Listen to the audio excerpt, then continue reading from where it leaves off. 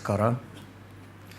ಇವತ್ತಿನಿಂದ ಆರಂಭ ಆಗುತ್ತಾ ಇರುವ ಈ 11 ದಿವಸಗಳ ಪ್ರವಚನ ಮಾಲೆಯನ್ನು ಮಾತಾಪಿತೃಗಳಾದ ಶ್ರೀಮತಿ ಸುವರ್ಣಮ್ಮ ಮತ್ತು ಶ್ರೀ GM ತಿಮ್ಮಾರೆಡ್ಡಿ ಅವರ ಸ್ಮರಣೆಯಲ್ಲಿ ಅವರ ಪುತ್ರ ಶ್ರೀ GT ಪ್ರಸನ್ನಕುಮಾರ್ ಮತ್ತು ಶ್ರೀಮತಿ ಪ್ರಸನ್ನಕುಮಾರ್ ಅವರು ಪ್ರಾಯೋಜನೆ ಮಾಡಿದ್ದಾರೆ. ಅವರ ಪರಿವಾರಕ್ಕೆಲ್ಲ ಶ್ರೇಯಸ್ಸಾಗಲಿ ಅಂತ ತಮ್ಮೆಲ್ಲರ ಪರವಾಗಿ ಹಾರೈಸ್ತೇನೆ. ನಮ್ಮ ಪ್ರಾರ್ಥನೆಯಂತೆ ಈ ಪ್ರವಚನ ಮಾಲೆಯನ್ನು ನಡೆಸ್ಕೊಡ್ತಾ ಇರುವ ವಿದ್ವಾನ್ ಪಾವಗಡ ಪ್ರಕಾಶ್ ರಾಯರು ಈ ವೇದಿಕೆಗೆ ಮಾತ್ರವಲ್ಲ ಇಡೀ ರಾಜ್ಯಕ್ಕೆ ಸುಪರಿಚಿತರಾಗಿದ್ದಾರೆ.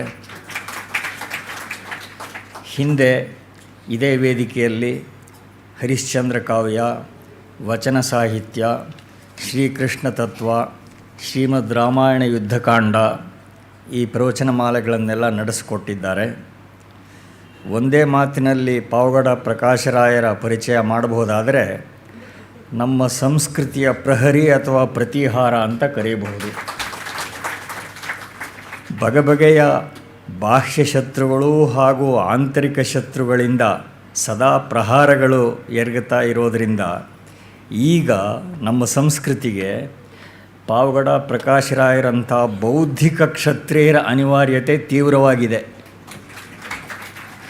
ನಮ್ಮ ಸಂಸ್ಕೃತಿಯ ರಕ್ಷಣೆಗೆ ಮತ್ತು ದೃಢೀಕರಣಕ್ಕೆ ಪ್ರಕಾಶರಾಯರು ತಮ್ಮನ್ನು ಸಾಧನವನ್ನಾಗಿ ಮಾಡಿಕೊಂಡಿದ್ದಾರೆ. ಇದಕ್ಕೋಸ್ಕರ ಅವರಿಗೆ ಇಡೀ ಆಸ್ತಿಕ ಸಮಾಜ ಆಭಾರಿಯಾಗಿರಬೇಕಾಗಿದೆ.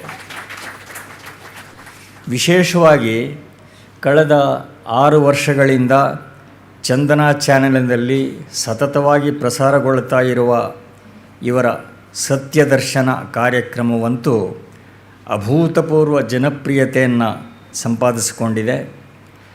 ರಾಮಾಯಣ ಭಾರತಾದಿಗಳ ಬಗ್ಗೆ, ಪುರಾಣಗಳ ಬಗ್ಗೆ, ವೇದವಾಂಗ್ಮಯದ ಬಗ್ಗೆ ಸಾಮಾನ್ಯ ಜನರಲ್ಲಿ ಶಾಸ್ತ್ರೀಯ ನೆಲೆಗಟ್ಟಿನ ತಿಳುವಳಿಕೆಯನ್ನು ಪ್ರಸರಿಸಿರುವ ಈ ಕಾರ್ಯಕ್ರಮ ಇದೇ ಒಂದು ಅನುಪಮ ಸಾಂಸ್ಕೃತಿಕ ಅಭಿಯಾನ ಅನಿಸಿದೆ. ಪ್ರಕಾಶರಾಯರ ಅಧ್ಯಯನ, ಅನುಭವ ಎರಡೂ ವಿಶಾಲವಾದ್ದು. ಸಾಹಿತ್ಯಶಾಸ್ತ್ರ ಕುರಿತೇ ಸಂಪ್ರಬಂಧ ಬರೆದು ಕನ್ನಡ MA ಪದವಿ ಪಡೆದರು. ಕೆಲ ವರ್ಷಗಳ ನಂತರ ಸಂಸ್ಕೃತ MA ಪದವಿಯನ್ನು ಪಡೆದರು. ಕನ್ನಡದಲ್ಲೇ ಪರೀಕ್ಷೆ ಬರೆದು ಕಾನೂನು ಪದವಿ ಪಡೆದರು. ಕೆಲ ಕಾಲ ವಕೀಲ ವೃತ್ತಿಯನ್ನು ನಡೆಸಿದರು. ಹಲವು ಶಿಕ್ಷಣ ಸಂಸ್ಥೆಗಳಲ್ಲಿ 16 ವರ್ಷ ಕನ್ನಡ ಉಪನ್ಯಾಸಕರಾಗಿ ಸೇವೆ ಸಲ್ಲಿಸಿದರು. ಬ್ರಾಹ್ಮಿ ಟ್ರಸ್ಟ್, ಸಾಂಸ್ಕೃತಿಕ ಪ್ರತಿಷ್ಠಾನ ಮೊದಲಾದ ಸಂಸ್ಥೆಗಳ ಮೂಲಕ ವಿವಿಧ ಸಂಘಟನಾತ್ಮಕ ಕಾರ್ಯಗಳನ್ನು ಮಾಡಿದರು. ಹಲವು ಪತ್ರಿಕೆಗಳನ್ನೂ ರೂಪಿಸಿದರು. ಆಚಾರ್ಯ ದರ್ಶನ, ಕರ್ನಾಟಕ ವಿಪ್ರವೈಭವ, ಪರಿಪ್ರಶ್ನೆ ಮೊದಲಾದ ಹಲವು ಗ್ರಂಥಗಳನ್ನೂ ಬರೆದಿದ್ದಾರೆ. ಪತ್ರಿಕೆಗಳಲ್ಲಿ ಅಂಕಣಗಳನ್ನೂ ಬರೆದಿದ್ದಾರೆ. ರಾಮಾಯಣ, ಮಹಾಭಾರತ, ಭಗವದ್ಗೀತೆ, ವೇದವಾಂಗ್ಮಯ, ಪುರಾಣಗಳನ್ನು ಕುರಿತು ಸಾವಿರಾರು ಪ್ರವಚನಗಳನ್ನು ರಾಜ್ಯಾದ್ಯಂತ ನೀಡಿದ್ದಾರೆ. 10 ಪ್ರತಿಷ್ಠಿತ ಸಂವಾದ ಗೋಷ್ಠಿಗಳನ್ನು ಸಂಯೋಜಿಸಿದ್ದಾರೆ. ಯೋಗ, ವಿಜ್ಞಾನ, ಪುರಾತತ್ವ, ಕಲೆಗಳು ಮೊದಲಾದ ವಿವಿಧ ಕ್ಷೇತ್ರಗಳ ಸಾಧಕರನ್ನು ಪರಿಚಯಿಸಿದ್ದಾರೆ. ಇನ್ನು ಹೆಚ್ಚು ಹೇಳಿ ಅವರ ಪ್ರವಚನದ ಸಮಯವನ್ನು ಕದಿಯೋದಕ್ಕೆ ನನಗೆ ಇಷ್ಟ ಇಲ್ಲ. ಆದ್ದರಿಂದ ತಮ್ಮೆಲ್ಲರ ಪರವಾಗಿ ಹಾಗೂ ಗೋಖಲೆ ಸಾರ್ವಜನಿಕ ವಿಚಾರ ಸಂಸ್ಥೆಯ ಪರವಾಗಿ ಆದರಣೀಯ ವಿದ್ವಾನ್ ಪ್ರಕಾಶರಾಯರಿಗೆ ಆತ್ಮೀಯ ಸ್ವಾಗತವನ್ನು ಕೋರುತ್ತಾ ಈ ಪರ್ಯಾಯದ ಭಗವದ್ಗೀತೆಯ ಪೀಠಿಕಾ ರೂಪದ ಪ್ರವಚನ ಮಾಲೆಯನ್ನು ಆರಂಭಿಸಬೇಕು ಅಂತ ಪ್ರಾರ್ಥನೆ ಮಾಡ್ತೇನೆ.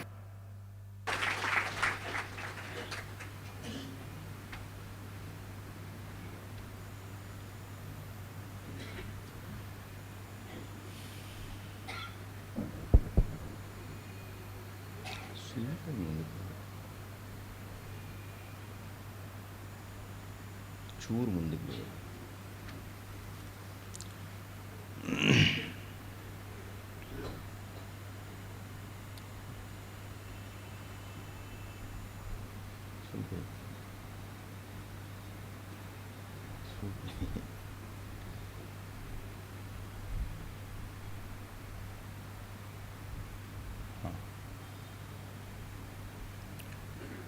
ಆರಂಭ ಮಾಡೋಣವಾ?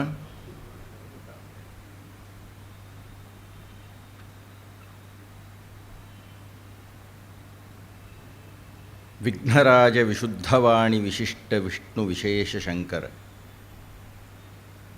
ವಾಯು ಜಲ ಗಗನ ಅನಲ ಅಣು ಓಂಕಾರ ಬ್ರಹ್ಮಾಂಡ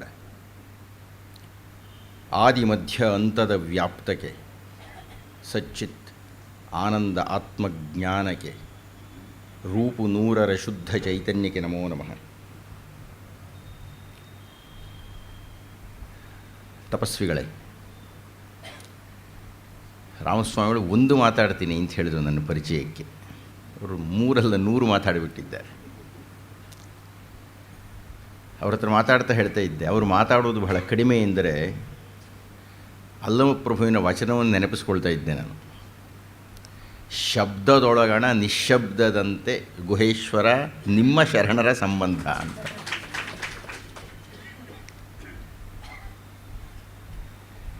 ಇವತ್ತು ಬೆಳಗ್ಗೆ ನನ್ನ 2ನೇ ಮಗ ಅದ್ವೈತ ಮಾತಾಡ್ತಾ ಇದ್ದಾಗ ಒಂದು ವೈಜ್ಞಾನಿಕ ವಿಷಯವನ್ನು ಹೇಳ್ತಾ ಇದ್ದ. ಆತ ಹೇಳ್ದ, ನಮ್ಮ ಇಂದ್ರಿಯಗಳನ್ನು ನಾವು ಹೆಚ್ಚು ಬಳಸದೇ ಹೋದರೆ ಬಹುಕಾಲ ಬದುಕಲಿಕ್ಕೆ ಸಾಧ್ಯ ಇದೆ ಅಂತ ವೈಜ್ಞಾನಿಕವಾಗಿ ತೀರ್ಪು ಗೊತ್ತಾಗ್ತಾ ಇದೆ ಅಂತ ಹೇಳ್ತಿದ್ದ. ನಾ ಹೇಳಿದೆ, ಪೆದ್ದಣ್ಣ, ನಮ್ಮ ಋಷಿಗಳೆಲ್ಲ ಅಷ್ಟಷ್ಟು ವರ್ಷ ಇದ್ದಿದ್ದಕ್ಕೆ ಕಾರಣ ಅದೇನೇ ಅಂತಂತ. ಯಾವುದನ್ನು ನಾವು ಹೆಚ್ಚು ಬಳಸುವುದಿಲ್ಲ ಹಾಗಂತ ಸೋಮರಿಯಾಗಿಬಿಡುತ್ತೆ ಅಂತಂತಲ್ಲ, ಪ್ರಖರತೆ ಹೆಚ್ಚುತ್ತೆ. ಆದರೆ ಅದಕ್ಕೆ ಆ ತೀಕ್ಷ್ಣವಾಗಿರತಕ್ಕಂಥ ಅಧ್ಯಯನದಲ್ಲಿ ಅದನ್ನು ಪ್ರವೃತ್ತರನ್ನಾಗಿ ಮಾಡಿರಬೇಕು. ರಾಮಸ್ವಾಮಿಗಳು ಅಂತಹ ತಪಸ್ವಿಗಳು. ಆದ್ದರಿಂದಲೇ ಅವರ ಮಾತನ್ನು ನೀವು ಕೇಳಿದಾಗ ಅತ್ಯಂತ ಖಚಿತವಾಗಿ ನಾನು ಹೆಚ್ಚಿಗೆ ಹೇಳೋ ಹಾಗಿಲ್ಲ, ಯಾಕಂದ್ರೆ ನನ್ನ ಬಗ್ಗೆನೇ ಹೇಳ್ಬಿಟ್ಟಿದ್ದಾರೆ ಅವರೆಲ್ಲನೂ. ಬೇರೆಯವರ ಬಗ್ಗೆ ಅವ್ರು ಹೀಗೆ ಹೇಳಿ ನಾನು ಹೊಗಳಿದ್ರೆ ಒಂದು ಚೆನ್ನಾಗಿರ್ತಾಯಿತ್ತು. ನನಗೇ ನಾನು ಗರ್ವಪಡುವಷ್ಟು ದೊಡ್ಡ ದೊಡ್ಡ ಗುಣವಾಚಕಗಳನ್ನೆಲ್ಲ ಹೇಳಿಬಿಟ್ಟಿದ್ದಾರೆ. ಸ್ವಾಮಿ, ಅಷ್ಟು ಯೋಗ್ಯತೆ ನನಗೇನೂ ಇಲ್ಲ, ನೀವು ನನಗಿನ್ನ ಹಿರಿಯರು, ನೀವು ಹೇಳಿದ್ದೀರಿ, ಕೃತಜ್ಞನಾಗಿದ್ದೀನಿ.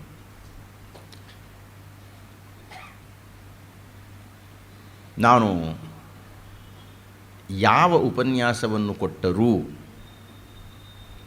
ಉಪಯೋಗಿಸದ ಒಂದು ಪದವನ್ನು ನಾನು ಭಗವದ್ಗೀತೆಗೆ ಉಪಯೋಗಿಸ್ತೇನೆ.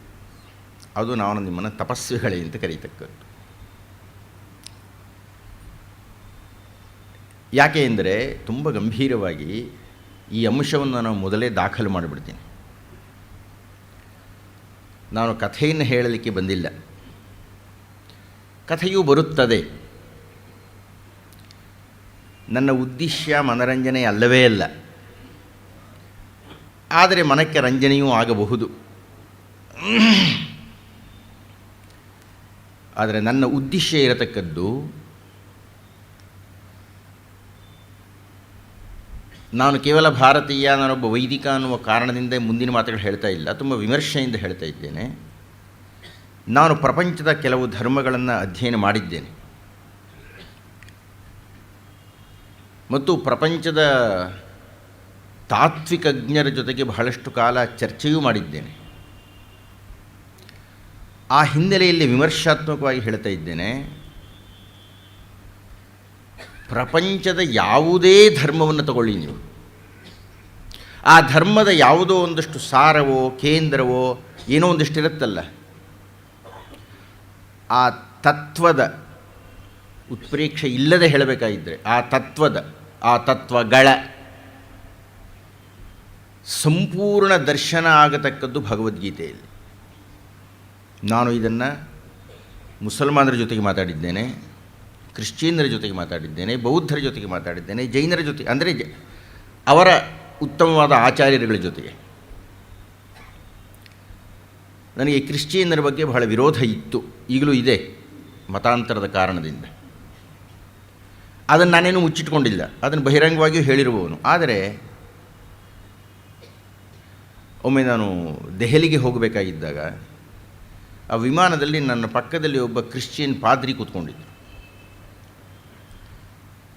ಸುಮಾರು ಗಂಟೆಗಳ ಪ್ರಯಾಣ ಅದು. ಅವ್ರು ಹೇಳಿದರು, ನಿಮ್ಮ ಹತ್ರ ನಾನು ಜಗಳ ಆಡಬೇಕು ಅಂತ ಬಹಳ ಕಾಲದಿಂದ ಕಾಯ್ತಾ ಇದ್ದೆ, ಆ ಯೇಸು ಒಳ್ಳೆಯ ಅವಕಾಶ ಕೊಟ್ಟು ನಿಮ್ಮನ್ನು ಕೂಡಿಸ್ಬಿಟ್ಟ ಅಂತಂದರು ಪಕ್ಕದಲ್ಲಿ. ಇರಲಿ, ಅವ್ರ ಹತ್ರ ಮಾತಾಡಿದ್ದೆಲ್ಲ ಹೇಳಿದರೆ ಇವತ್ತಿನ ಉಪನ್ಯಾಸ ಮುದುಕು ಹೋಗ್ಬಿಡುತ್ತೆ. ಒಂದೇ ಒಂದು ಅಂಶವನ್ನು ಹೇಳ್ತೀನಿ. ನೀವು ಒಂದು ತಪ್ಪು ತಿಳ್ಕೊಂಡಿದ್ದೀರಿ ಅಂದರು ಅವರು ನನಗೆ. ಏನಪ್ಪ ಅಂದೆ. ನಿಮ್ಮ ಬೇರೆ ಬೇರೆಯ ಉಪನ್ಯಾಸಗಳನ್ನು ನಾನು ಕೇಳಿದ್ದೀನಿ. ನಿಮಗೆ ಕ್ರಿಶ್ಚಿಯನ್ನರ ಬಗ್ಗೆ ಇರತಕ್ಕ ವಿರೋಧವನ್ನು ಡಂಗೂರ ಮಾಡಿದ್ದೀರಿ, ಹೇಳ್ಕೊಂಬಿಟ್ಟಿದ್ದೀರಿ. ಅದಕ್ಕೆ ನನಗೆ ನಿಮ್ಮ ಬಗ್ಗೆ ಬಹಳ ವಿಶ್ವಾಸ ಇದೆ. ಏಕೆ ನೀವು ಎರಡೆರಡೇನೂ ಹೇಳ್ತಾ ಇಲ್ಲ. ಆದರೆ ಒಂದು ತಪ್ಪು ನಾನು ತಿದ್ದಬೇಕು ನಿಮಗೆ ಅಂದರು. ಹೇಳಿಪ್ಪ ಅಂದೆ. ಮಂಗಳೂರಿನಲ್ಲಿ ನಮ್ಮ ಕ್ರಿಶ್ಚಿಯನ್ ಗ್ರಂಥಾಲಯಕ್ಕೆ ಬನ್ನಿ. ಆಗ ನಾನು ಹೇಳಲ್ಲ, ನೀವೇ ಹೇಳ್ತೀರಿ. ನನಗೆ ವರ್ಷದಲ್ಲಿ ಒಂದು 8-10 ದಿವಸಗಳು ಸುರತ್ಕಲ್ನಲ್ಲಿ ಮಹಾಭಾರತದ ಉಪನ್ಯಾಸಗಳಿವೆ, ಹೋಗ್ತೀನಿ ಅಲ್ಲಿ. ಅವರಿಗೆ ಆ ತಾರೀಖನ್ನು ಕೊಟ್ಟೆ, ನಾನು ಯಾವಾಗ ಬರ್ತಾಯಿದ್ದೀನಿ ಅಂತ. ಅವ್ರು ಬಂದಿದ್ದರು, ವಿಮಾನ ನಿಲ್ದಾಣದಿಂದ ಕರ್ಕೊಂಡು ಹೋದರು. ಅವ್ರ ಗ್ರಂಥಾಲಯ ಬಹಳ ದೊಡ್ಡ ಗ್ರಂಥಾಲಯ ತೋರಿಸಿದ್ರು. ಅದು ನೋಡಿ, ಇದು ನೋಡಿ, ಇದು ನೋಡಿ, ಇದು ನೋಡಿ ಅಂತ ಬಂದು ಸುಮಾರು ಒಂದು 150 ಭಗವದ್ಗೀತೆಯ ಅನುವಾದದ ಆವೃತ್ತಿಗಳನ್ನು ಇಟ್ಟಿದ್ದಾರೆ ಅವರು. ನಾವು ಏನು ಹೇಳಬೇಕು ಅಂತಿದ್ದೆ ನಿಮ್ಗೆ ಗೊತ್ತಾಯಿತು ಅಂತಂದರು. ಗೊತ್ತಾಯಿತು ಅಂತಂದೆ. ಆತ ಹೇಳ್ತಾನೆ, ಭಾಳ ನೀವು ಕ್ರಿಶ್ಚಿಯನ್ನರನ್ನು ಎಲ್ಲರನ್ನೂ ಒಂದೇ ತೆಕ್ಕಿಗೆ ತಗೋಬೇಡಿ. ಬಹುಶಃ ನೀವೇನಾದರೂ ಪ್ರೊಟೆಸ್ಟೆಂಟ್ಸ್ ಬಗ್ಗೆ ಈ ಮಾತು ಹೇಳ್ತಾ ಇದ್ದರೆ ನಿಜ ಇರಬಹುದು. ಕ್ಯಾಥೋಲಿಕ್ಸ್ ಹಾಗಲ್ಲ. ನಾವು ವೈದಿಕ ವಾಂಗ್ಮಯದ ಎಲ್ಲ ಅನುವಾದಗಳು ನಮ್ಮಲ್ಲಿದೆ. ವಿಶೇಷವಾಗಿ ಭಗವದ್ಗೀತೆಯನ್ನು ನಾವು ಇಟ್ಟಿದ್ದೇವೆ. ನಾನು ಅಲ್ಲಿಗೂ ನನ್ನ ವ್ಯಂಗ್ಯವನ್ನು ಬಿಡದೆ ಕೇಳಿದೆ, ಯಾಕೆ ಇಟ್ಟಿದ್ದೀನಿ? ಬಹುಶಃ ಟೀಕೆ ಮಾಡೋಕೆ ಇಟ್ಟಿದ್ದೀರಿ ಅಂತ ಕಾಣುತ್ತೆ. ಇಲ್ಲ ಇಲ್ಲ, ಇಷ್ಟೊಂದು ಸಂದೇಹ ಯಾಕೆ ನಿಮಗೆ ನಮ್ಮ ಮೇಲೆ? ನಾವು, ಇದು ಆತನ ಮಾತುಗಳು, ನಾವು ಹೌದು ನಾವು ಮತಾಂತರ ಮಾಡ್ತೀವಿ, ಅದೆಲ್ಲ ಇದೆ, ನಾವು ಮಾಡಲ್ಲ, ಇರಲಿ, ಅದೇನೋ ಹೇಳ್ಕೊಂಡ್ರು. ನಾವು ಏನಾದರೂ ವೈದಿಕ ಧರ್ಮ, ನಾನು ಯಾವಾಗಲೂ ಹಿಂದೂ ಧರ್ಮ ಅನ್ನಲ್ಲ, ವೈದಿಕ ಧರ್ಮ ಅಂತಲೇ ಕರಿತೀನಿ ಅದನ್ನು. ನನ್ನ ದೃಷ್ಟಿಯಲ್ಲಿ ವೈದಿಕ ಅಂದರೆ ಬ್ರಾಹ್ಮಣ ಅಂತ ಅಲ್ಲ. ವೇದಗಳನ್ನು ಒಪ್ಪುವರೆಲ್ಲರೂ ವೈದಿಕರೇ ಎನ್ನತಕ್ಕಂಥದ್ದು ನನ್ನ ಅಭಿಪ್ರಾಯ. ನನಗೆ ಅದು ಸತ್ಯವೂ ಅಂತಲೂ ಅನ್ನಿಸಿದೆ. ಹೀಗಾಗಿ ವೈದಿಕ ಧರ್ಮದಲ್ಲಿ ನಾವು ಬಹುಮಾನ್ಯತೆಯನ್ನು ಕೊಡತಕ್ಕಂಥದ್ದು ಅಂದರೆ ಭಗವದ್ಗೀತೆ. ಯಾಕೆ ಅಂದರೆ ಅದು ಕಾರಣ ಹೇಳ್ತಾರೆ, ಭಗವದ್ಗೀತೆಯಲ್ಲಿ ಕ್ರಿಶ್ಚಿಯನ್ ಧರ್ಮ ಇದ್ದೇ ಇದೆ. ಆತ ಯಾವ ದೃಷ್ಟಿಯಿಂದಲಾದರೂ ಹೇಳಿ, ನಾನು ಅಂದಿನಿಂದ ಭಗವದ್ಗೀತೆಯಲ್ಲಿ ಪ್ರಪಂಚದ ಉಳಿದ ಧರ್ಮಗಳ ಸಾರವನ್ನು ಹುಡುಕ್ಲಿಕ್ಕೆ ಪ್ರಯತ್ನ ಪಟ್ಟೆ. ಸಿಕ್ಬಿಡುತ್ತೆ ಎಲ್ಲ ನಿಮಗೆ ಆತ್ಮೀಯರೇ. ಅತ್ಯಂತ ಕಿರಿಯ ಹೊತ್ತಿಗೆ 700 ಶ್ಲೋಕಗಳಲ್ಲ, 700 ಮಂತ್ರಗಳನ್ನು ಹೊಂದಿರತಕ್ಕಂಥ ಒಂದು ಸಂಹಿತೆ ಇದು ನನಗೆ. ಆ 700 ಮಂತ್ರಗಳು ಎಷ್ಟು ಪರಮಾದ್ಭುತವಾಗಿದೆ ಅಂದರೆ, ಬಹುಶಃ ಹೇಗೆ ಹೇಳಿ, ಈ ಸೂರ್ಯೋದಯವನ್ನು ಅಥವಾ ಮಲ್ಲಿಗೆಯ ಹೂವನ್ನು ಅಥವಾ ಪ್ರಕೃತಿಯ ಸಂಪತ್ತನ್ನು ಅಥವಾ ಯುವಕನ ಕಣ್ಣಿಗೆ ಕಾಣಿಸ್ತಕ್ಕಂಥ ಅಚ್ಚ ಹೊಸದಾದ ಪ್ರೇಯಸಿಯನ್ನು ನಮ್ಮ ಪೃಥ್ವಿ ಹುಟ್ಟಿದಾಗಿಂದ ವರ್ಣನೆ ಮಾಡ್ಕೊಂಡು ಬಂದೇ ಬಿಟ್ಟಿದ್ದಾರೆ. ಇವತ್ತಿಗೂ ಮುಗ್ದಿಲ್ಲ ಅದು. ಭಗವದ್ಗೀತೆಯ ಶಕ್ತಿ ಅಂಥದ್ದು ಅಂದರೆ, ನಿಜವಾಗ್ಲೂ ಒಂದು 365 ದಿವಸಕ್ಕೆ 1.5 ಗಂಟೆ ನಾನು ಪಾಠ ಮಾಡಿದ್ರೆ ಭಗವದ್ಗೀತೆ ಮುಗಿಸೋಕ್ಕಾಗಲ್ಲ ನನಗೆ. ಅಂದರೆ ಅಷ್ಟು ಅಡಕವಾಗಿದೆ ಇದು. ಸೂತ್ರಗಳಿದ್ದ ಹಾಗೆ ಇದೆ ಭಗವದ್ಗೀತೆ ಅಂತಂದರೆ. ನಾವು ಸುಮ್ಮನೆ ಭಗವದ್ಗೀತೆಯನ್ನು ಓದಿಕೊಂಡು ಹೋಗೋದು ಅಲ್ಲವೇ ಇಲ್ಲ. ನೀವು ನಿಲ್ಲಬೇಕು, ಇಳಿಯಬೇಕು, ಅಧ್ಯಯನ ಮಾಡಬೇಕು. ಆ ಮಂತ್ರದ ಸಾರವನ್ನು, ಅದರ ಸೊಗಸನ್ನು, ಅದರ ಅರ್ಥವನ್ನು ಸಮುದ್ರದ ಆಳದ ಒಳಗೆ ಇಳಿದು ಹೆಕ್ಕಿದರೆ ನಮಗೆ ಮುತ್ತುರತ್ನ ಸಿಗುತ್ತೆ ಸ್ವಾಮಿ. ಮೇಲೆ ಕಪ್ಪು ಚಿಪ್ಪು ಸಿಗುತ್ತೆ ಅಷ್ಟೇ. ಶಂಕು, ಕಪ್ಪೆ ಚಿಪ್ಪು ಇಂಥ ಲಘುವಾದ್ದು ಸಿಗುತ್ತೆ. ಅದರ ಭಗವದ್ಗೀತೆ ಎನ್ನತಕ್ಕಂಥದ್ದು ದಯವಿಟ್ಟು ನೋಡಿ. ನಮ್ಮವರು ಬಹಳ ವರ್ಷಗಳು ಹೇಳ್ತಾರೆ, ಬಿಡಿ ನಮ್ಮವರ ಅಭಿಮಾನದ ಹೇಳಿಕೆಗಳನ್ನು, ವೈಚಾರಿಕವಾಗಿ ನಾವು ಮಹಾಶ್ರೇಷ್ಠರು ಅಂತ ಒಪ್ಪಿಕೊಳ್ಳದ ಪಾಶ್ಚಾತ್ಯರ ಬೆಲೆ ಕಟ್ಟಿನೂ ಒಂದು 5,000 ವರ್ಷ ಕಟ್ತಾರೆ. ಅದಕ್ಕೆ 5,000 ವರ್ಷಗಳಿಂದ ಅದು ಹೇಗ್ರಿ ಉಳ್ಕೊಂಡಿದೆ? ಉಳ್ಕೊಂಡೋದು ಮುಖ್ಯ ಇಲ್ಲ ನನಗೆ, ಅದು ಹೇಗೆ ವಿಸ್ತಾರ ಆಗಿಬಿಟ್ಟಿದೆ. ಬರೀ ವಿಸ್ತಾರ ಆಗಿರೋದಲ್ಲ, ನನ್ನ ಅನುಭವದಲ್ಲಿ ಪ್ರಪಂಚದ ಯಾವ ವೇದಾಂತಿ ಅಥವಾ ಪ್ರಪಂಚದ ಎಲ್ಲ ಧರ್ಮಗಳ ತತ್ವಜ್ಞರು ನನ್ನ ಜೊತೆಗೆ ಮಾತಾಡಿದ್ದಾರೆ. ಪ್ರತಿಯೊಬ್ಬರೂ ಅಪವಾದ ಇಲ್ಲದಂತೆ 2 ವಿಷಯ ಮಾತಾಡ್ತಾರೆ. ಒಂದು ಶ್ರೀಮದ್ ರಾಮಾಯಣದ ಬಗ್ಗೆ ಮಾತಾಡ್ತಾರೆ, ಇನ್ನೊಂದು ಮಹಾಭಾರತದ ಬಗ್ಗೆ ಮಾತಾಡಲ್ಲ, ಭಗವದ್ಗೀತೆ ಬಗ್ಗೆ ಮಾತಾಡ್ತಾರೆ. ರಾಮಾಯಣ ಭಗವದ್ಗೀತೆ ನನ್ನ ಅನುಭವದಲ್ಲಿ ದಾಖಲಾಗಿಬಿಟ್ಟಿರ್ತೀವಿ 2. ಇಡೀ ಜಗತ್ತಿಗೆ ಎಲ್ಲೆಲ್ಲಿ ವಿದ್ವದ್ ವಲಯ ಇದೆ ಅಂತ ಗೊತ್ತಿದೆ ನಮಗೆ, ಎಲ್ಲೆಲ್ಲಿ ಅಕ್ಷರಜ್ಞಾನ ಇದೆ, ಅಲ್ಲಿ ಎಲ್ಲ ಕಡೆಯೂ ಎಲ್ಲ ದೇಶದಲ್ಲೂ ಎಲ್ಲ ಭಾಷೆಗಳಲ್ಲೂ ಅನುವಾದಿತವಾಗಿರತಕ್ಕಂಥ ಬಹುಶಃ ಅತ್ಯಂತ ಹೆಮ್ಮೆಯಿಂದ ಹೇಳತಕ್ಕ ಕೃತಿ ಅಂದರೆ ಭಗವದ್ಗೀತೆ. ಎಲ್ಲಿ ಬಂತದಕ್ಕೆ ಆ ಶಕ್ತಿ? ಹೇಗೆ ಬಂತು ಆ ಶಕ್ತಿ? ಅದು ಹೇಗೆ ಎಲ್ಲ ಧರ್ಮಗಳವರು ನೋಡಿ. ಆಶ್ಚರ್ಯ ಏನಾಗುತ್ತೆ ಅಂದರೆ, ಪಾಪ ರಾಮ ಯಾವುದೋ ಒಂದು 2-3 ಕೆಲಸ ಹಿಗ್ಗಾಮುಗ್ಗ ಹಿಡ್ಕೊಂಡು ಎಳಿತಾರೆ ಎಲ್ಲರೂ. ಅವು ಅಲ್ಲಿ ಹಿಂದೆ ಹೊಡೆದನ್ನ ಇಂಥ ಕೆಲಸಕ್ಕೆ ಬಾರದ್ದು 1-2 ವಿಷಯ ಹೊಡೆದಿಲ್ಲ, ಅದು ಬೇರೆ. ನಾನು ರಾಮಾಯಣದ ಬಗ್ಗೆ ಚರ್ಚೆ ಮಾಡಿದಾಗಿನ ವಿಷಯ ಬೇರೆ ಇದು. ನನ್ನ ದೃಷ್ಟಿಯಲ್ಲಿ ಶ್ರೀರಾಮರು ಇಡೀ ಶ್ರೀಮದ್ ರಾಮಾಯಣದಲ್ಲಿ ಒಂದೇ ಒಂದು ತಪ್ಪು ಹುಡುಕ್ಲಿಕ್ಕೂ ಸಾಧ್ಯ ಇಲ್ಲ. ನಿಮಗೆ ಅಧ್ಯಯನಶೀಲರು ಯಾರಿರ್ತಾರೋ ಅವ್ರು ಯಾರಿಗೂ ರಾಮಂದಿದ್ದು ತಪ್ಪು ಅಂತ ಹೇಳಲಿಕ್ಕಾಗಲ್ಲ. ನಾನು ಹೇಳೋ ಹೊರಟಿರೋದು ಅದಲ್ಲ. ಕನಿಷ್ಠ ರಾಮನ ಬಗ್ಗೆ ಇಷ್ಟೆಲ್ಲ ಗಲಾಟೆ ಮಾಡ್ತಾರೆ ಇವರು. ಆದರೆ ಮೇಲ್ನೋಟಕ್ಕೆ ಬೇಕಾದ್ರೆ ಕೃಷ್ಣನ ಜೊತೆ ಗಲಾಟೆ ಮಾಡಿ ಬಂದವು, ಅದು ಬುದ್ಧಿ ಇಲ್ಲದೆ ಮಾಡೋ ಗಲಾಟೆನೇ. ಆದರೆ ಆ ಕೃಷ್ಣನ ಭಗವದ್ಗೀತೆಯನ್ನು ಮಹಾಮಾನ್ಯ ಮಾಡಿಬಿಡ್ತಾರೆ ಅವರು. ಹೇಗೆ ಸಾಧ್ಯ ಆಗುತ್ತೆ? ಯಾಕೆ ಸಾಧ್ಯ ಆಗುತ್ತೆ? ಯಾಕೆ ಸಾಧ್ಯ ಆಗುತ್ತೆ ಅಂದರೆ ಅವರೇ ಕೊಟ್ಟ ಒಂದು ಕಾರಣ ಇದೆ. ಯಾಕೆ ನಾವು ಭಗವದ್ಗೀತೆಗೆ ಇಷ್ಟೊಂದು ಮಹತ್ವ ಕೊಡ್ತೀವಿ ಅಂತ. ನಮ್ಮಲ್ಲಿ ವೇದಗಳ ಬಗ್ಗೆ ಮಾತಾಡಿದಾಗ ಅದನ್ನು ಅಪೌರುಷೇಯ ಅಂತ ಹೇಳ್ತೀವಿ ನಾವು. ಆದರೆ ಅವರೆಲ್ಲ ಏನು ಕೇಳ್ತಾ ಇದ್ರು ನನಗೆ ಅಂದರೆ, ವೇದಗಳು ಅಪೌರುಷೇಯ ಅಂದ್ರಿ, ಏನೋ ಕಾಣಿಸ್ತು ಅಂತಂದ್ರಿ, ದರ್ಶನ ಅಂತಂದ್ರಿ, ಅದೆಲ್ಲ ನಮ್ಮ ದೃಷ್ಟಿಯಲ್ಲಿ ಕಾಗೆ ಗುಬ್ಬಿ ಕಥೆ, ಬಿಟ್ಬಿಡಿ ಇದನ್ನು. ನಾವೇನು ನಂಬ್ತೀವಿ? ನಮಗೆ ಗೇಬ್ರಿಯಲ್ ಹೇಳಬೇಕಪ್ಪ ಅಂದರೆ ಇಸ್ಲಾಂ ಧರ್ಮದ ಪ್ರಾರಂಭದಲ್ಲಿ ಬರತಕ್ಕಂಥ ಒಬ್ಬ ದೇವದೂತ ಅಥವಾ ಜೀಸಸ್ ಹೇಳಬೇಕು.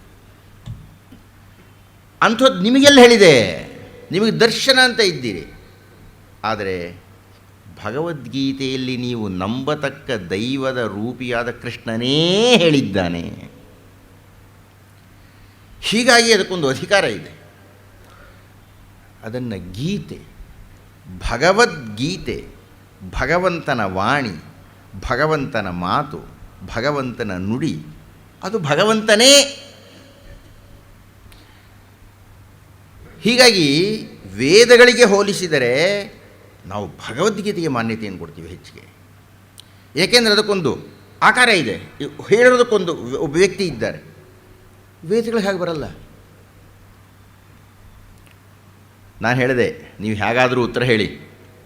ಮಹಾಭಾರತದ ಬಗ್ಗೆ ನಿರ್ಣಯ ನಾವು ಹಾಗೇ ತೊಗೊಂಡಿದ್ದು ಹಿಂದೆ ನಮ್ಮ ಋಷಿಗಳು. ವೇದಗಳನ್ನು ಮಹಾಭಾರತವನ್ನು ತಕ್ಕಡಿ 2 ಕಡೆ ಇಟ್ಟರಂತೆ. ಯಾವುದಯ್ಯ ತೂಕ ಜಾಸ್ತಿನೇ ಮಹಾಭಾರತ ಕೆಳಗೆ ಇಳಿದು ಬಿಡ್ತಂತೆ. ಆವಾಗ ಭಾರವತ್ವಾತ್ ಮಹತ್ವಾತ್ ಮಹಾಭಾರತ ಉಚ್ಯತೆ ಅಂತ ನಿರ್ಣಯ ಮಾಡಿದರು ಅಂತ.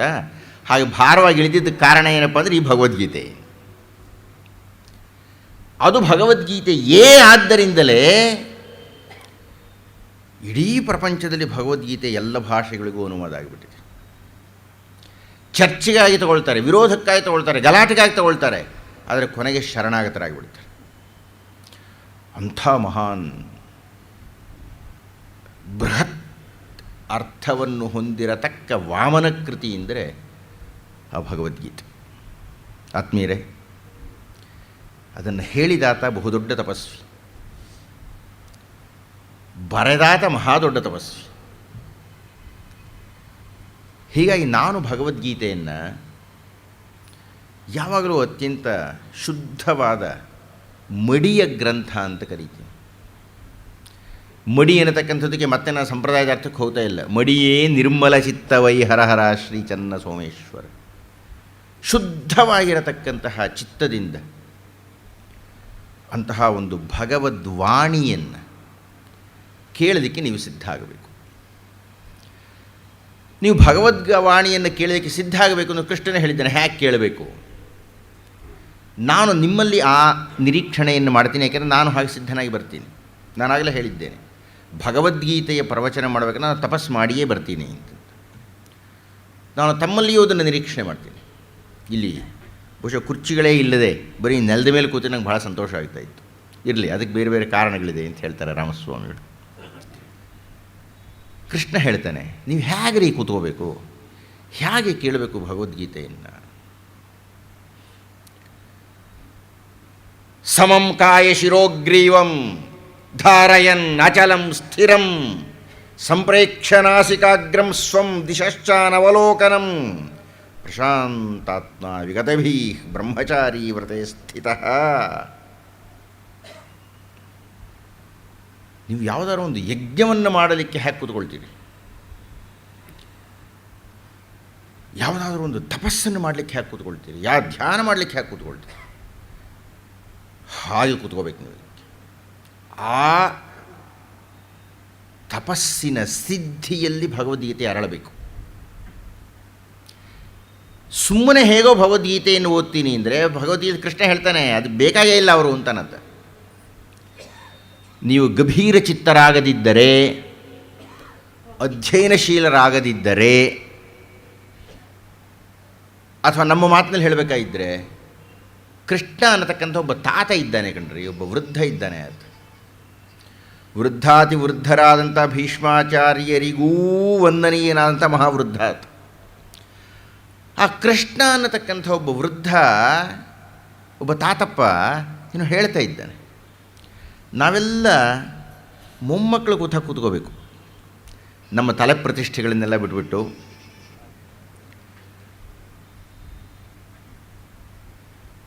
ನಾವು ನಮ್ಮ ಮಹಾಬುದ್ಧಿವಂತಿಕೆಯನ್ನು ತೋರಿಸದೆ, ತರ್ಕ ಚರ್ಚೆಗಳಿಗೆ ಹೋಗದ್ದೇ ಹೋಗಿ ಕುಡಿದು ಅಂತ ನಾನು ಹೇಳ್ತಾ ಇಲ್ಲ. ಯಥಾ ಇಚ್ಛಸಿ ತಥಾ ಕುರು, ಕೃಷ್ಣನೇ ಕೊನೆಗೆ ಹೇಳ್ತಾನೆ. ಯಾವಾಗ ಹೇಳ್ತಾನತ್ತ? 18ನೇ ಅಧ್ಯಾಯದಲ್ಲಿ ಹೇಳ್ತಾನೆ, 1ನೇ ಅಧ್ಯಾಯದಲ್ಲಿ ಹೇಳಲ್ಲ ಅದನ್ನು. ನೀವು ಭಗವದ್ಗೀತೆ ಬಗ್ಗೆ ಚರ್ಚೆ ಮಾಡಲೇಬೇಕು. ನೀವು ತರ್ಕ ಮಾಡದೆ, ಚರ್ಚೆ ಮಾಡದೆ ಅದು ನಿಮ್ಮ ಮನಸ್ಸಿನಲ್ಲಿ ನೆಲೆ ನಿಲ್ಲಲ್ಲ. ಆದರೆ ಯಾವಾಗ ಅನ್ನೋದು ಬಹಳ ಮುಖ್ಯ. ನಾನು ನನ್ನ ಮಗನಿಗೆ ಪಾಠ ಮಾಡ್ತಾ ಇದ್ದರೆ ಆಗ ಪ್ರಶ್ನೆಗಳನ್ನು ನಾನು ಒಪ್ಪಲ್ಲ, ಪಾಠ ಎಲ್ಲ ಮುಗಿಲಿತಾಳೆ, ಆವಾಗ ಏನಾದರೂ ಇದ್ದರೆ ಕೇಳು ಅಂತೀನಿ. ಹೀಗಾಗಿ ನಾವು ಆರಂಭ ಮಾಡುವಾಗ, ಆ ಅಧ್ಯಯನದಲ್ಲಿ ಇದ್ದಾಗ ನಾವು ಪುಟ್ಟ ಮಕ್ಕಳಂತೆ ಏನೋ ಹೇಳ್ತಾ ಇದ್ದಾನಲ್ಲಪ್ಪ ದೊಡ್ಡ ಮನುಷ್ಯ, ಕೃಷ್ಣ ಹೇಳ್ತಾ ಇದ್ದಾನಲ್ಲ. ಯಾತಕ್ಕೆ ಆ ಮಾತು ನಾನು ನಿಮ್ಮಲ್ಲಿ ಹೇಳಬೇಕು ಅಂದರೆ, ನಮ್ಮ ವೈದಿಕ ಜಗತ್ತಿನ ಬಗ್ಗೆ, ನಮ್ಮ ಕೃತಿಗಳ ಬಗ್ಗೆ ವಿದೇಶಿಯರು ದಾಸರಾಗಿ ಬಿಟ್ಟಿದ್ದಾರೆ. ನಾನು ಅದನ್ನು ಬಹಳ ಪ್ರತ್ಯಕ್ಷವಾಗಿ ಅನುಭವಿಸಿದ್ದೇನೆ, ಚರ್ಚೆ ಮಾಡಿದ್ದೇನೆ, ಗೊತ್ತಿದೆ ನನಗೆ ಎಷ್ಟು ಗೌರವದಿಂದ ಮಾತಾಡ್ತಾರೆ ಆ ಬಗ್ಗೆ ಅಂತಂತ. ಮೊನ್ನೆ ಎಲ್ಲಿಂದ ಬಂದಿದ್ದಾತ, ಅಜಾನುಬಾಹು ಬಂದಿದ್ದಿರಲ್ಲ, ಆಸ್ಟ್ರೇಲಿಯಾದಿಂದ ಒಬ್ಬಾತ ಬಂದಿದ್ದಾರೆ, ಕರ್ಮಾನೋ ಏನೋ ಅವ್ರ ಹೆಸರಿಟ್ಕೊಂಡು ಬಂದಿದ್ದಾರೆ. ಅಲ್ಲೇನು ಬಹಳ ದೊಡ್ಡ ವ್ಯಕ್ತಿ ಆತ. ನಿಮಗೆ ಆಶ್ಚರ್ಯ ಆಗುತ್ತೆ ಸ್ವಾಮಿ, ಅವರು ತಮ್ಮ ಜೀವನದ ಸಂಪಾದನೆಯನ್ನೆಲ್ಲ ಮುಡುಪಿಟ್ಟುಬಿಟ್ಟಿದ್ದಾರೆ. ಯಾತಕ್ಕೋಸ್ಕರ? ಭಗವದ್ಗೀತೆಯನ್ನು ಕಲಿತೀನಿ ಅಂತ.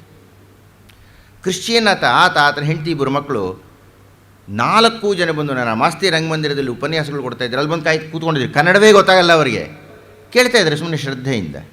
ಮನೆಗೆ ಬಂದಿದ್ದಾರೆ, ನಮಗೊಂದು 6 ತಿಂಗಳ ಕಾಲ ಕೊಡಿ ಎಂದಿದ್ದಾರೆ. ನಾನು 6 ತಿಂಗಳಲ್ಲಿ ತಿಂಗಳೇ ಕೊಡೋಕ್ಕಾಗಲ್ಲ ಅಂತಂದು ಹೇಳಿದೆ ಅವರಿಗೆ. ಆದರೂ ಆತ ಎಷ್ಟು ಶ್ರದ್ಧೆಯಿಂದ ಬಂದಿದ್ದಾನೆ ಅಂದರೆ ಭಗವದ್ಗೀತೆಯನ್ನು ಕಲಿತುಕೊಳ್ಳೋದಕ್ಕೋಸ್ಕರ ತನ್ನ ಕೆಲಸವನ್ನೆಲ್ಲ ಬಿಟ್ಟು ಹಣವನ್ನೆಲ್ಲ ಇದಕ್ಕೆ ತೊಡಗಿಸಿ ಆತ ಹೇಳ್ತಾನೆ, ನನಗೇನಾದರೂ ಈ ಭಗವದ್ಗೀತೆ ಅರ್ಥ ಆಗಿಬಿಟ್ರೆ ನನ್ನ ಜೀವನವೇ ಸಾರ್ಥಕ ಆಗಿಬಿಡುತ್ತೆ. ಆದರೆ ನಾವು ಪಾಪ ನಿಮಗೆಲ್ಲ ಹೇಳ್ತಾ ಇರೋದು, ನೀವು ಮಹಾ ಶ್ರದ್ಧಾಳುಗಳಾಗಿದ್ದೀರಿ, ಆದರೆ ನಾವು ಅದರ ಬಗ್ಗೆ ಮಹಾ ತಾತ್ಸಾರ್ವ ಮಾತಾಡ್ಬಿಡ್ತೀವಿ. ಬೇರೆಯವರು ಯಾರೋ ಮಾತ್ರ ಕೆನ್ನಿ ಕೊಡ್ಬೇಕು ನೀವು, ಅದು ನಾವೇ ಮಾತಾಡೋಕ್ಕೆ ಶುರು ಮಾಡಿಬಿಟ್ರೆ ಇಲ್ಲದೆ ಹೋದರೆ ಏನಾಗಿಬಿಡುತ್ತೆ ಅಂದರೆ ಇಂಥ ಅದ್ಭುತವಾದಂಥ ಸಂಪತ್ತು, ಎಂಥ ಅದ್ಭುತವಾದಂಥ ದರ್ಶನ, ಯಾವ ವಿಮರ್ಶೆಯ ನೆಲೆಯಲ್ಲಿ ಕೃಷ್ಣ ಮಾತಾಡ್ತಾನೆ. ಅದು ಆತ್ಮೀಯರೇ ನೋಡಿ, ಇಲ್ಲಿ ನಾನು ನೋಡ್ತಾ ಇದ್ದೀನಲ್ಲ, ನನ್ನ ಹಣೆ ಬರಹ ನಾನು ಯಾವ ಸಭೆಗಳಿಗೆ ಹೋದರೂ ಇದೇ ವಯಸ್ಸಿನವರೇ ಅಂದಾಜು ಬರೋದು, ಮಧ್ಯಮ ವಯಸ್ಸಿನವರು ಬರೋದೇ ಇಲ್ಲ. ಯಾಕೆ? ನೀವು ಕಾರಣ, ನೀವೇ ಕಾರಣ. ರಾಮಕೃಷ್ಣಾಶ್ರಮದವರು ಒಂದು ಸಲ ನನ್ನ ಕೇಳಿದರು, ಏನಾದರೂ ಹೇಳ್ತೀರಾ ನಮಗೆ ಅಂತ. ಏನು ಹೇಳಬೇಕು ಅಂದರೆ ನಾವು ವೈಕೋಬೇಕು ಅಂತ. ನನ್ನ ಮಗ ಆಂಗ್ಲ ಭಾಷೆಯ ಹಲವಾರು ಕಾದಂಬರಿಗಳು ಓದ್ತಾನೆ. ಅವನಿಗೆ ಅದರ ಬಗ್ಗೆ ತುಂಬ ಒಳ್ಳೆಯ ಜ್ಞಾನ ಇದೆ. ನನಗೆ ಅದರ ಬಗ್ಗೆ ವಿರೋಧ ಇಲ್ಲ, ಸ್ವಲ್ಪ ಇದೆ, ಅದೇನು ಮಾಡೋದು ಅವನು ಕೇಳಲ್ಲ. ಆದರೆ ನಾನು ಅವನು ಏನು ಹೇಳ್ತೀನಿ ಅಂದರೆ, ನೀನು ಅದನ್ನು ಓದಿದರೆ ಒಂದು 2 ಗಂಟೆ ನಮ್ಮ ಮಹಾಭಾರತ ಓದು, ರಾಮಾಯಣ ಓದು, ಭಗವದ್ಗೀತೆ ಓದು, ಆಮೇಲೆ ಅದನ್ನು ಓದು. ನೀವು ಯಾಕೆ ಆ ತಗಾದೆ ಮಾಡಲ್ಲ, ಬೇಡಿಕೆ ಮುಂದಿಡಲ್ಲ? ಯಾಕೆ ಯಾಕೆ ಯಾಕೆ? ಯುವಕರಿಗೆ ನಮ್ಮ ಸಂಸ್ಕೃತಿ ಬಗ್ಗೆ ಅರಿವಿಲ್ಲ, ಯುವಕರಿಗೆ ಇದೆಲ್ಲ ನಾವು ದೂರ್ತೀವಿ.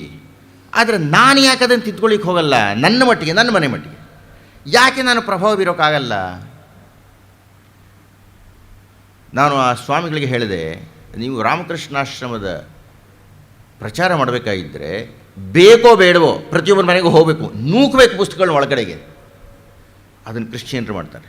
ನೂಕಬೇಕು ನೀವು ಪುಸ್ತಕಗಳನ್ನ. ಅವನು ತೊಗೊಂಡು ಎಸಿಲಿ, ಒಂದಲ್ಲ ಒಂದು ದಿವಸ, ಇವತ್ತಲ್ಲ ಇನ್ನು 10 ವರ್ಷಕ್ಕೆ ಯಾವನೊಬ್ಬನ ಪುಸ್ತಕ ಓದ್ತಾನೆ. ಅದರ ಪ್ರಭಾವ ಏನೂ ಆಗುತ್ತೆ. ಆತ್ಮೀಯರೇ, ನಾವು ಆ ರೀತಿಯ ತೀವ್ರವಾಗಿರತಕ್ಕಂಥ ಒಂದು ಸಂಕಲ್ಪವನ್ನು ಮಾಡದೆ ಹೋದರೆ ಹೋಗ್ಬಿಡುತ್ತೆ ಕಣ್ರಿ.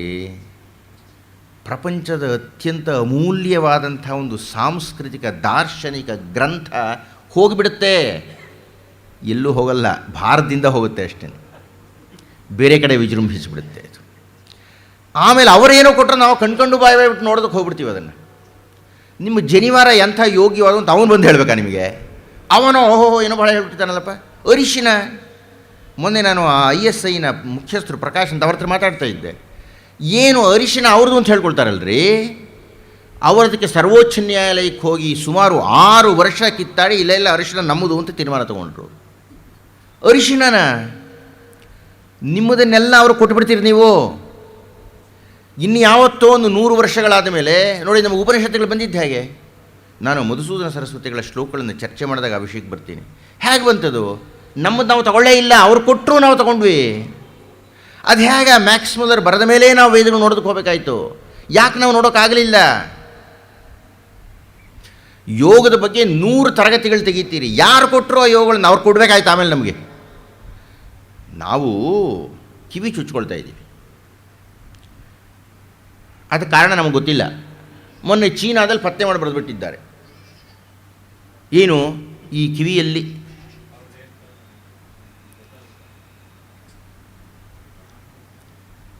ಈ ಜಾಗದಲ್ಲಿ ಒಂದು ಜ್ಞಾನವಾಹಿನಿ ನರ ಹೋಗುತ್ತಂತೆ.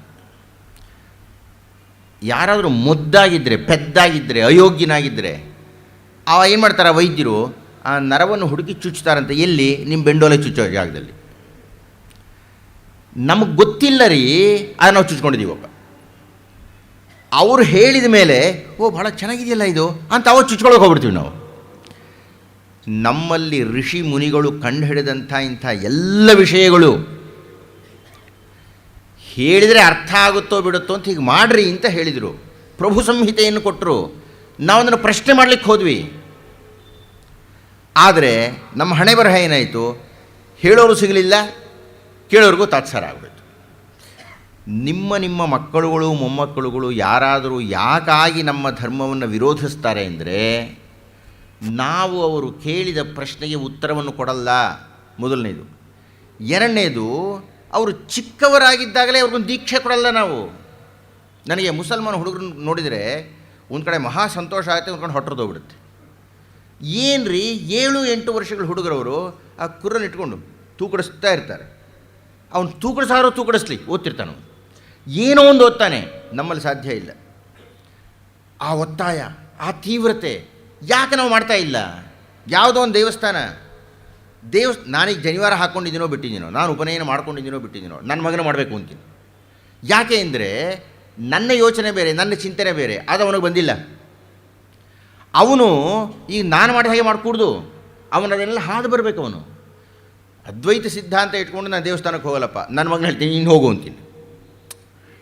ನಾನು ಏನು ತಮ್ಮ ಗಮನಕ್ಕೆ ತರ್ತಾ ಇದ್ದೀನಿ ಅಂದರೆ, ನಾವು ನಮ್ಮ ನೂತನ ಪೀಳಿಗೆಗೆ, ಯುವಕರಿಗೆ ಇಂಥ ಒಂದು ದೀಕ್ಷೆಯನ್ನು ಕೊಡದೆ ಹೋದರೆ ಇರಲ್ಲ ರೀ. 20 ಕೋಟಿ ಹೋಗ್ಬಿಟ್ಟಿದ್ದಾರೆ. 100 ಕೋಟಿಯಲ್ಲಿ 20 ಕೋಟಿ ವೈದಿಕರು ಕ್ರಿಶ್ಚಿಯನ್ರು ಮುಸಲ್ಮಾನರು ಆಗಿಬಿಟ್ಟಿದ್ದಾರೆ. 20 ಕೋಟಿಯನ್ನು ಕಡಿಮೆ ಅಂದ್ಕೊಂಡಿದ್ದೀರಾ ನೀವು? ಕೆಲವೇ ವರ್ಷಗಳಿಂದ ಒಬ್ಬರು ಇರಲಿಲ್ಲ. 20 ಕೋಟಿ ಕಳ್ಕೊಂಡ್ಬಿಟ್ಟಿದ್ದೀವಿ. ನಿಮ್ಮ ಮೊಮ್ಮಕ್ಕಳ ಕಾಲಕ್ಕೆ ನಾವೆಲ್ಲ ಅಲ್ಪಸಂಖ್ಯಾತರಾಗ್ಬಿಡ್ತೀವಿ. ಇದು ಸಹ್ಯವೇ? ನ್ಯಾಯವೇ? ಅದಕ್ಕೆ ನೀವೇನು ಮಾಡ್ತೀರಿ? ನೀವೇನು ಮಾಡ್ತೀರಿ ಅಂದರೆ ಬರೀ ಪ್ರಶ್ನೆ ಕೇಳಿ ನಾನು ಬಿಡಲ್ಲ, 2 ಉತ್ತರ ಹೇಳ್ತೀನಿ ನಾನು. ನೀವು ಮಾಡಬೇಕಾದ್ದು,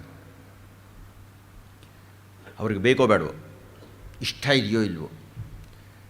ನಾನು ಇಂಥ ಯಾವುದೋ ಒಂದು ಉಪನ್ಯಾಸವನ್ನು ಕೇಳಿದಾಗ ನನಗೆ ಸಿಕ್ಕಿದ ಯುವಕನ ಹಿಡ್ಕೊಂಡು ಒಂದು ಕಿವಿಗೆ ತೂರಬೇಕು, ಏನೋ ಒಂಚೂರು ಹೇಳಬೇಕು, ಹೇಳ್ತಾನೇ ಹೋಗಬೇಕು, ಬೇಸರ ಆದರೂ ಚಿಂತೆಲೆ ಹೇಳ್ತಾ ಹೋಗಬೇಕು.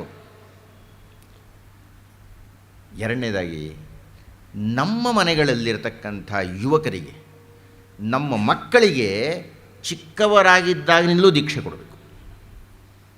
ಇದ್ರ ವಿಷಯ ಮಾತಾಡಬೇಕು. ಕಥೆಗಳು ಮಾತಾಡಿ, ಭಗವದ್ಗೀತೆ ವೈಚಾರಿಕವಾಗಿರೋ ವಿಷಯ ಮಾತಾಡಿ ನಾನು ಹೇಳ್ತಾ ಇಲ್ಲ.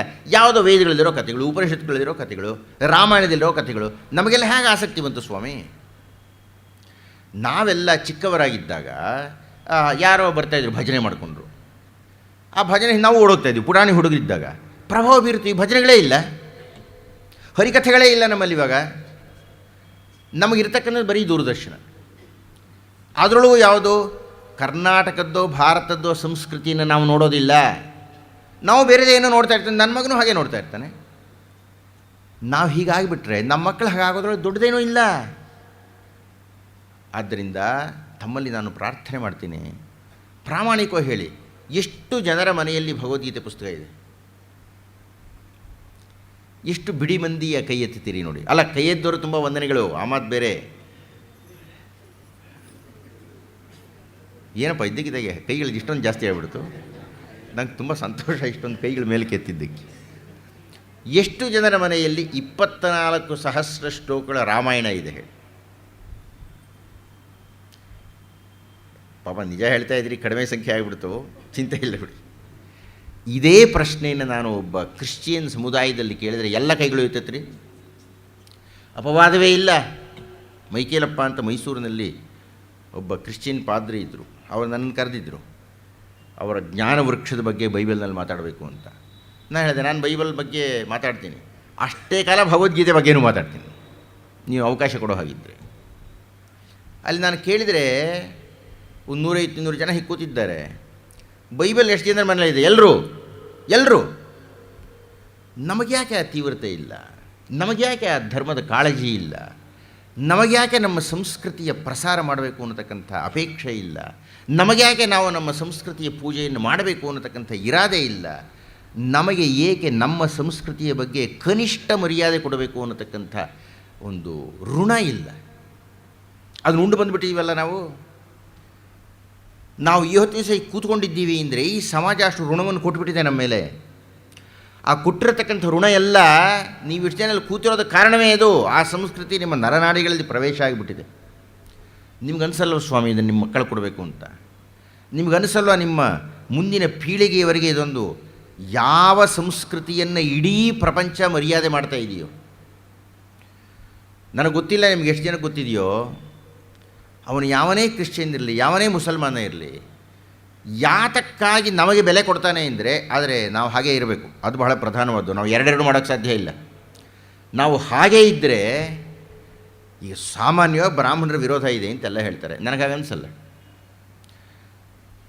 ಬ್ರಾಹ್ಮಣ್ಯವನ್ನು ಅನುಷ್ಠಾನದಲ್ಲಿ ತಂದಿರತಕ್ಕಂತಹ ಯಾವ ಬ್ರಾಹ್ಮಣನಿಗೂ ವಿರೋಧ ಇಲ್ಲ. ನಾನು ಅನುಭವಿಸಿ ಹೇಳ್ತಾ ಇದ್ದೇನೆ ಅದನ್ನು.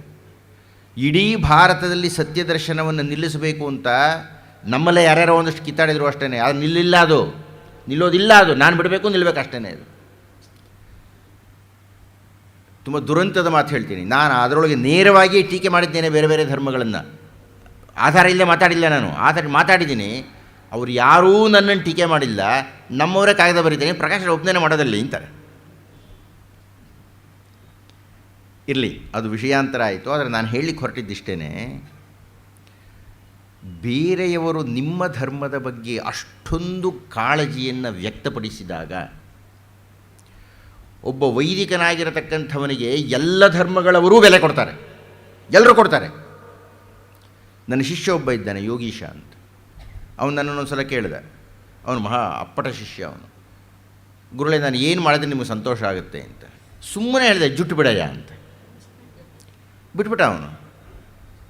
ಅವನು ವೆಂಕಟ್ ಇಂಟರ್ನ್ಯಾಷನಲ್ನಲ್ಲಿ ಒಬ್ಬ ಉಪಾಧ್ಯಾಯ ಆಗಿದ್ದಾನೆ. ಅವನು ಮೊದಲು ಒಂದು ತಿಂಗಳು ಬದಾಡ್ತಾ ಇದ್ದ, ಎಲ್ಲ ಹಾಸ್ಯ ಮಾಡ್ತಾರೆ, ಎಲ್ಲ ಹಾಸ್ಯ ಮಾಡ್ತಾರೆ, ಜುಟ್ ಅಂತಾರೆ ಇಂತ. ನಾನು ಒಂದು ಸ್ವಲ್ಪ ಕಾಲ ತಾಳು ಅಂತಂದೆ. ಈಗ ಹೇಳ್ತಾನೆ, ಇಡೀ ಅವರ ವಿದ್ಯಾಸಂಸ್ಥೆಯಲ್ಲಿ ಅವನೇ ಭಾಳ ಪ್ರಧಾನ. ಏನು ಮಾಡೋಕ್ರೆ ಅವನ್ನೇ ಕೇಳ್ತಾರೆ ಎಲ್ಲರೂ. ಸಮಾಜ ನಿಮ್ಮನ್ನು ನೋಡುತ್ತೆ. ನಾನು ಹೇಗೆ ಇರಬೇಕು ಅನ್ನತಕ್ಕಂಥದ್ದನ್ನು ಸಮಾಜವೇ ಹೇಳುತ್ತೆ. ನಾನು ಹೇಗಿದ್ದಾಗ ಸಮಾಜ ಬೆಲೆ ಕೊಡೋದು ನನಗೆ ಗೊತ್ತಾಗುತ್ತೆ, ನಾನು ಹಾಗಿರಬೇಕು. ನಾನು ಯಾವುದೋ ವೃತ್ತಿಯನ್ನು ಒಪ್ಪಿಕೊಂಡು ಆ ವೃತ್ತಿಗೆ ಅನುಗುಣವಾಗಿ ಇಲ್ಲದೆ ಹೋದಾಗ ಸಮಾಜ ನಮ್ಮನ್ನು ತಿರಸ್ಕರಿಸುತ್ತೆ, ಹಾಸ್ಯವಾಗಿ ಕಾಣುತ್ತೆ, ಟೀಕೆ ಮಾಡುತ್ತೆ. ನಿಮಗೆ ನಿಮ್ಮ ಸತ್ವ ಬರಬೇಕಾಗಿದ್ದರೆ ನಮ್ಮ ವೈದಿಕ ಶಕ್ತಿಯನ್ನು ಎಳ್ಕೋಬೇಕು ನಾವು. ಹಾಗೆ ಎಳೆದುಕೊಳ್ಳಲಿಕ್ಕೆ ಅತ್ಯಂತ ಸರಳವಾಗಿರತಕ್ಕಂಥ ಒಂದು ಖಾದ್ಯ ಅಂದರೆ ಅದು ಭಗವದ್ಗೀತೆ. ಆತ್ಮೀಯರೇ, ಅಂತಹ ಭಗವದ್ಗೀತೆಯನ್ನು ಮಹಾತಪಸ್ವಿ ಹೇಳಿದ, ಮಹಾತಪಸ್ವಿ ಬರೆದ, ಮಹಾತಪಸ್ವಿಯ ಬಾಯಿನಲ್ಲಿ ಬಂತು. ಅಂತಹ ತಪಸ್ಸಿನ ಸಿದ್ಧಿಯಾದ ತಪೋಭೂಮಿಯಲ್ಲಿ ಹುಟ್ಟಿದ ತಪಸ್ಸಿನ ಫಲವನ್ನು ತಗೋಬೇಕಾದ್ರೆ ನಾವು ತಪಸ್ಸು ಮಾಡಬೇಕಲ್ವೇ? ಆದ್ದರಿಂದ ಇನ್ನೇನು ನಾನು ನಿಮ್ಮನ್ನು ಪದ್ಮಾಸನ ಹಾಕೊಂಡು ಕೂತ್ಕೊಳ್ಳಿ ಅಂತ ಹೇಳೋ ಹಾಗಿಲ್ಲ. ರಾಮಸ್ವಾಮಿ ಕುರ್ಚಿಗಳು ಹಾಕಿಸ್ಬಿಟ್ಟಿದ್ದಾರೆ. ಕೂತ ಕಡೆಯಾದ್ರೂ ಆ ಮಾನಸಿಕ ಸಿದ್ಧತೆ ಇರಬೇಕು. ಆ ಮಾನಸಿಕ ತಪಸ್ಸಿನಲ್ಲಿ ನೀವು ಒಂದಾಗಿ ಕೃಷ್ಣನ ಮಾತುಗಳನ್ನು ಕೇಳಬೇಕು ಅಂತ ಹೇಳ್ತಾ ಈ ಪೀಠಿಕೆಯ ಪೂರ್ವ ಪೀಠಿಕೆಯನ್ನು ಮುಕ್ತಾಯ ಮಾಡಿ ನಾನೀಗ ಪೀಠಿಕೆಯನ್ನು ಆರಂಭ ಮಾಡಲಿಕ್ಕೆ ನಿಮ್ಮೆಲ್ಲರ ಅನುಮತಿಯನ್ನು ಕೇಳ್ತಾ ಇದ್ದೇನೆ. ನಾನು ಭಗವದ್ಗೀತೆಯ ಉಪನ್ಯಾಸಗಳನ್ನು ಗೊಡ್ಡು ಸಾರವನ್ನು ಊಟ ಮಾಡೋಕ್ಕೆ ಇಷ್ಟಪಡಲ್ಲ. ನನ್ನೆಲ್ಲ ಭಕ್ಷ್ಯಗಳನ್ನು ಕೂತುಕೊಂಡು ಆರಾಮಾಗಿ, ಸಮಾಧಾನವಾಗಿ, ಸಾವಧಾನವಾಗಿ ಊಟ ಮಾಡತಕ್ಕಂಥದ್ದನ್ನು ಬಯಸ್ತೀನಿ ನಾನು. ಯಾಕೆಂದರೆ ಭಗವದ್ಗೀತೆ ಅನ್ನತಕ್ಕಂಥದ್ದೇ ಅಂಥ ಔತಣ ಅದು. ಹೀಗಾಗಿ ಈ 10-11 ದಿವಸಗಳು ಏನೋ ಅವ್ರು ಹೇಳಿದ್ದಾರೆ, ನನಗೆ ಎಷ್ಟು ದಿವಸ ಅಂತಲೂ ಮರೆತು ಹೋಗ್ಬಿಟ್ಟಿದೆ. ಬಹುಶಃ 10 ಅಂದ್ಕೊಂಡಿದ್ದೆ, ಅವ್ರು 11 ಅಂತ ಹೇಳ್ತಾ ಇದ್ದಾರೆ. ಆದರೆ ಒಂದು ದಿವಸ ನಂದೇನೋ ರಿಯಾಯಿತಿ ಕೊಡಬೇಕಾಗಿದೆ. ನೀವು ಇರಲಿ, ಅಷ್ಟೂ ದಿವಸಗಳು ನಾನು ಆದಷ್ಟು ಪೀಠಿಕೆಯನ್ನು ಮುಗಿಸಲಿಕ್ಕೆ ನಾನು ಪ್ರಯತ್ನ ಪಡ್ತಾ ಇದ್ದೇನೆ. ತಾವು ದಯಮಾಡಿ ಆತುರ ಪಡದೆ ನನ್ನ ಜೊತೆಗೆ ಸಹಕರಿಸಿ ಅಂತ ಹೇಳ್ತಾ, ಈ ಪೀಠಿಕೆಯ ಅಧ್ಯಯನ ಮಾಡುವಾಗ ನಾನು ಬೇರೆ ಬೇರೆ ದೃಷ್ಟಿಕೋನಗಳಿಂದ ಆ ಭಗವದ್ಗೀತೆಯನ್ನು ನೋಡಲಿಕ್ಕೆ ಪ್ರಯತ್ನ ಪಡ್ತೀನಿ. ಅಥವಾ ಭಗವದ್ಗೀತೆಯನ್ನು ಆಧರಿಸಿ ಭಗವದ್ಗೀತೆಯ ಮೂಲ ಸಾರವನ್ನು ಹೀರಿ, ನಮ್ಮಲ್ಲಿ ಬಹಳ ದೊಡ್ಡ ಮಹಾತ್ಮರುಗಳು ಭಗವದ್ಗೀತೆಯನ್ನು ನಿಮಗೆ ಕೊಟ್ಟಿದ್ದಾರೆ. ಆ ಭಗವದ್ಗೀತೆ ನಮಗೆ ಹಾಗೆ ಅರಗಲ್ಲ ಅಂತ ಹೇಳಿ ಸರಳ ಮಾಡಿಕೊಟ್ಟಿದ್ದಾರೆ. ಅಂಥವ್ರ ಬಗ್ಗೆ ನಾನು ಮಾತಾಡಬೇಕಾಗಿದೆ. ಅಂತಹ ಭಗವದ್ಗೀತೆಗಳ ಬಗ್ಗೆ ಮಾತಾಡಬೇಕಾಗಿದೆ. ಮತ್ತು ಎಲ್ಲದಕ್ಕಿಂತ ಹೆಚ್ಚಾಗಿ ಮಧುಸೂದನ ಸರಸ್ವತಿಗಳು ಅಂತ, ಅವರನ್ನು ಅಪರ ಸರಸ್ವತಿ ಅಂತ ಕರೀತಾ ಇದ್ದರು. ಅವರೇ ಭಗವದ್ಗೀತೆಯ ಅನುವಾದವನ್ನು ಮಾಡಿದವರು. ಅವರು ಭಗವದ್ಗೀತೆಯ ಅನುವಾದವನ್ನು ಮಾಡಿದ ಮೇಲೆ ಒಂದಷ್ಟು ಪ್ರಾರ್ಥನಾ ಶ್ಲೋಕಗಳನ್ನು ವಿರಚನೆ ಮಾಡಿದ್ದಾರೆ. ಆ ಪ್ರಾರ್ಥನಾ ಶ್ಲೋಕಗಳನ್ನು ಕುರಿತು ನಾನು ಚಿಂತನೆ ಮಾಡಬೇಕಾಗಿದೆ ನಿಮಗೆ. ಆ ಎಲ್ಲ ಸಿದ್ಧತೆಯ ನಂತರ ನಮಗೆ ಸಾಧ್ಯ ಇದ್ದರೆ, ಕೃಷ್ಣ ಒಪ್ಪಿದರೆ ಭಗವದ್ಗೀತೆಯನ್ನು ಪ್ರವೇಶ ಮಾಡೋಣ. ಅಲ್ಲಿಯ ತನಕ ತಾವು ತುಂಬ ಸಹನೆಯಿಂದ ಆಸಕ್ತರಾಗಿ ಈ ಉಪನ್ಯಾಸಗಳಲ್ಲಿ ಭಾಗವಹಿಸಬೇಕು ಅಂತ ನಾನು ಪ್ರಾರ್ಥನೆ ಮಾಡಿದೆ.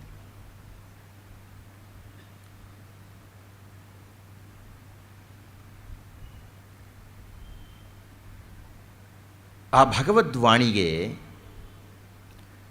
ಭಗವದ್ವಾಣಿಯಿಂದ ಆಕರ್ಷಿತರಾಗಿ ತಮ್ಮ ತಮ್ಮ ಸಿದ್ಧಾಂತಗಳನ್ನು ಮಂಡನೆ ಮಾಡಲಿಕ್ಕಾಗಿ ಭಗವದ್ಗೀತೆಯನ್ನು ಆಧರಿಸಿದರು ನಮ್ಮ ತ್ರಯಾಚಾರ್ಯರು.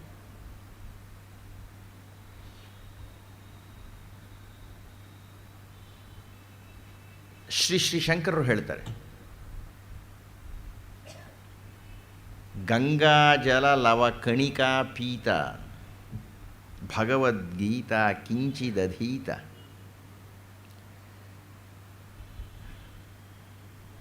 ಅಯ್ಯ,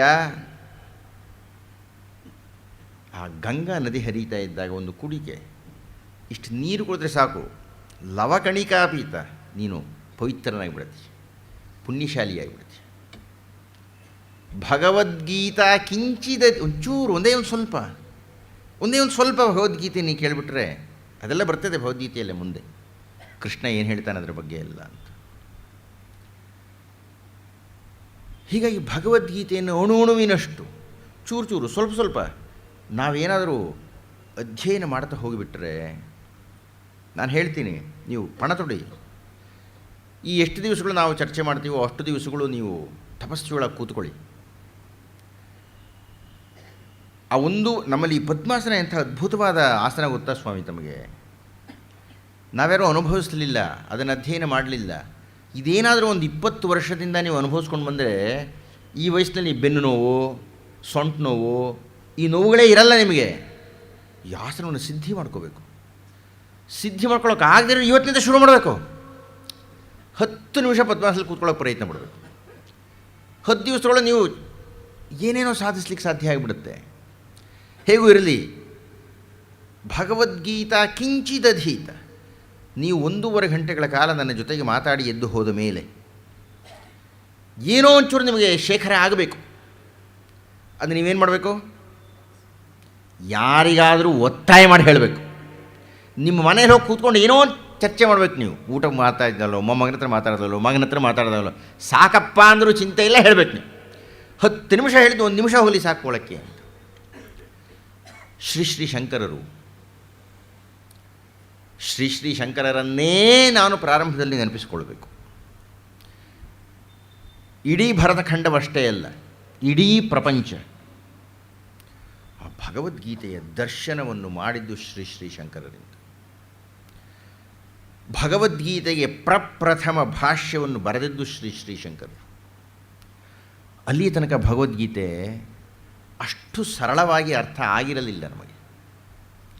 ಅದಕ್ಕಿಂತ ವಿಶೇಷವಾಗಿ ನಾವು ಭಗವದ್ಗೀತೆಯ ನೇರ ಅಧ್ಯಯನವನ್ನು ಮಾಡಿದಾಗ ಗೊತ್ತಾಗುತ್ತೆ. ಆಯಾ ಸಂದರ್ಭದಲ್ಲಿ ನಾನು ಹೇಳ್ತೀನಿ, ಎಲ್ಲೆಲ್ಲಿ ನಿಂತು ಈ ಆಚಾರ್ಯರುಗಳು ತಮ್ಮ ತಮ್ಮ ಸಿದ್ಧಾಂತವನ್ನು ಮಂಡನೆ ಮಾಡಲಿಕ್ಕೆ ಭಗವದ್ಗೀತೆಯನ್ನು ಹಾಗಾಗೇ ತಗೊಂಡ್ಬಿಟ್ಟಿದ್ದಾರೆ. ಈ ಹೊತ್ತಿನ ದಿವಸ ಭರತಖಂಡವನ್ನು ಆವರಿಸಿರತಕ್ಕಂಥದ್ದು 3 ಸಿದ್ಧಾಂತಗಳು. ಒಂದು ಅದ್ವೈತ, ವಿಶಿಷ್ಟಾದ್ವೈತ, ದ್ವೈತ ಸಿದ್ಧಾಂತಗಳು. ವಿದ್ವದ್ವಲಯದಲ್ಲಿ, ಪಾಂಡಿತ್ಯ ವಲಯದಲ್ಲಿ ಈ 3 ಆಚಾರ್ಯರುಗಳು ಆಧರಿಸಿದ್ದೇ ಭಗವದ್ಗೀತೆಯನ್ನು. ಶ್ರೀ ಶ್ರೀ ಶಂಕರರಿಗೆ ಅವರ ಗುರುಗಳು ಗೋವಿಂದ ಭಗವತ್ಪಾದರಿಂದ, ಅವರ ಗುರುಗಳಾಗಿರತಕ್ಕಂಥ ಗೌಡಪಾದರಿಂದ ಬಂದಿತ್ತು ತತ್ವ, ಮಾಂಡುಕ್ಯ ಕಾರಿಕೆಗಳ ಮೂಲಕ. ಆದರೆ ಅವರ ಗುರುಗಳು ಇಬ್ಬರೂ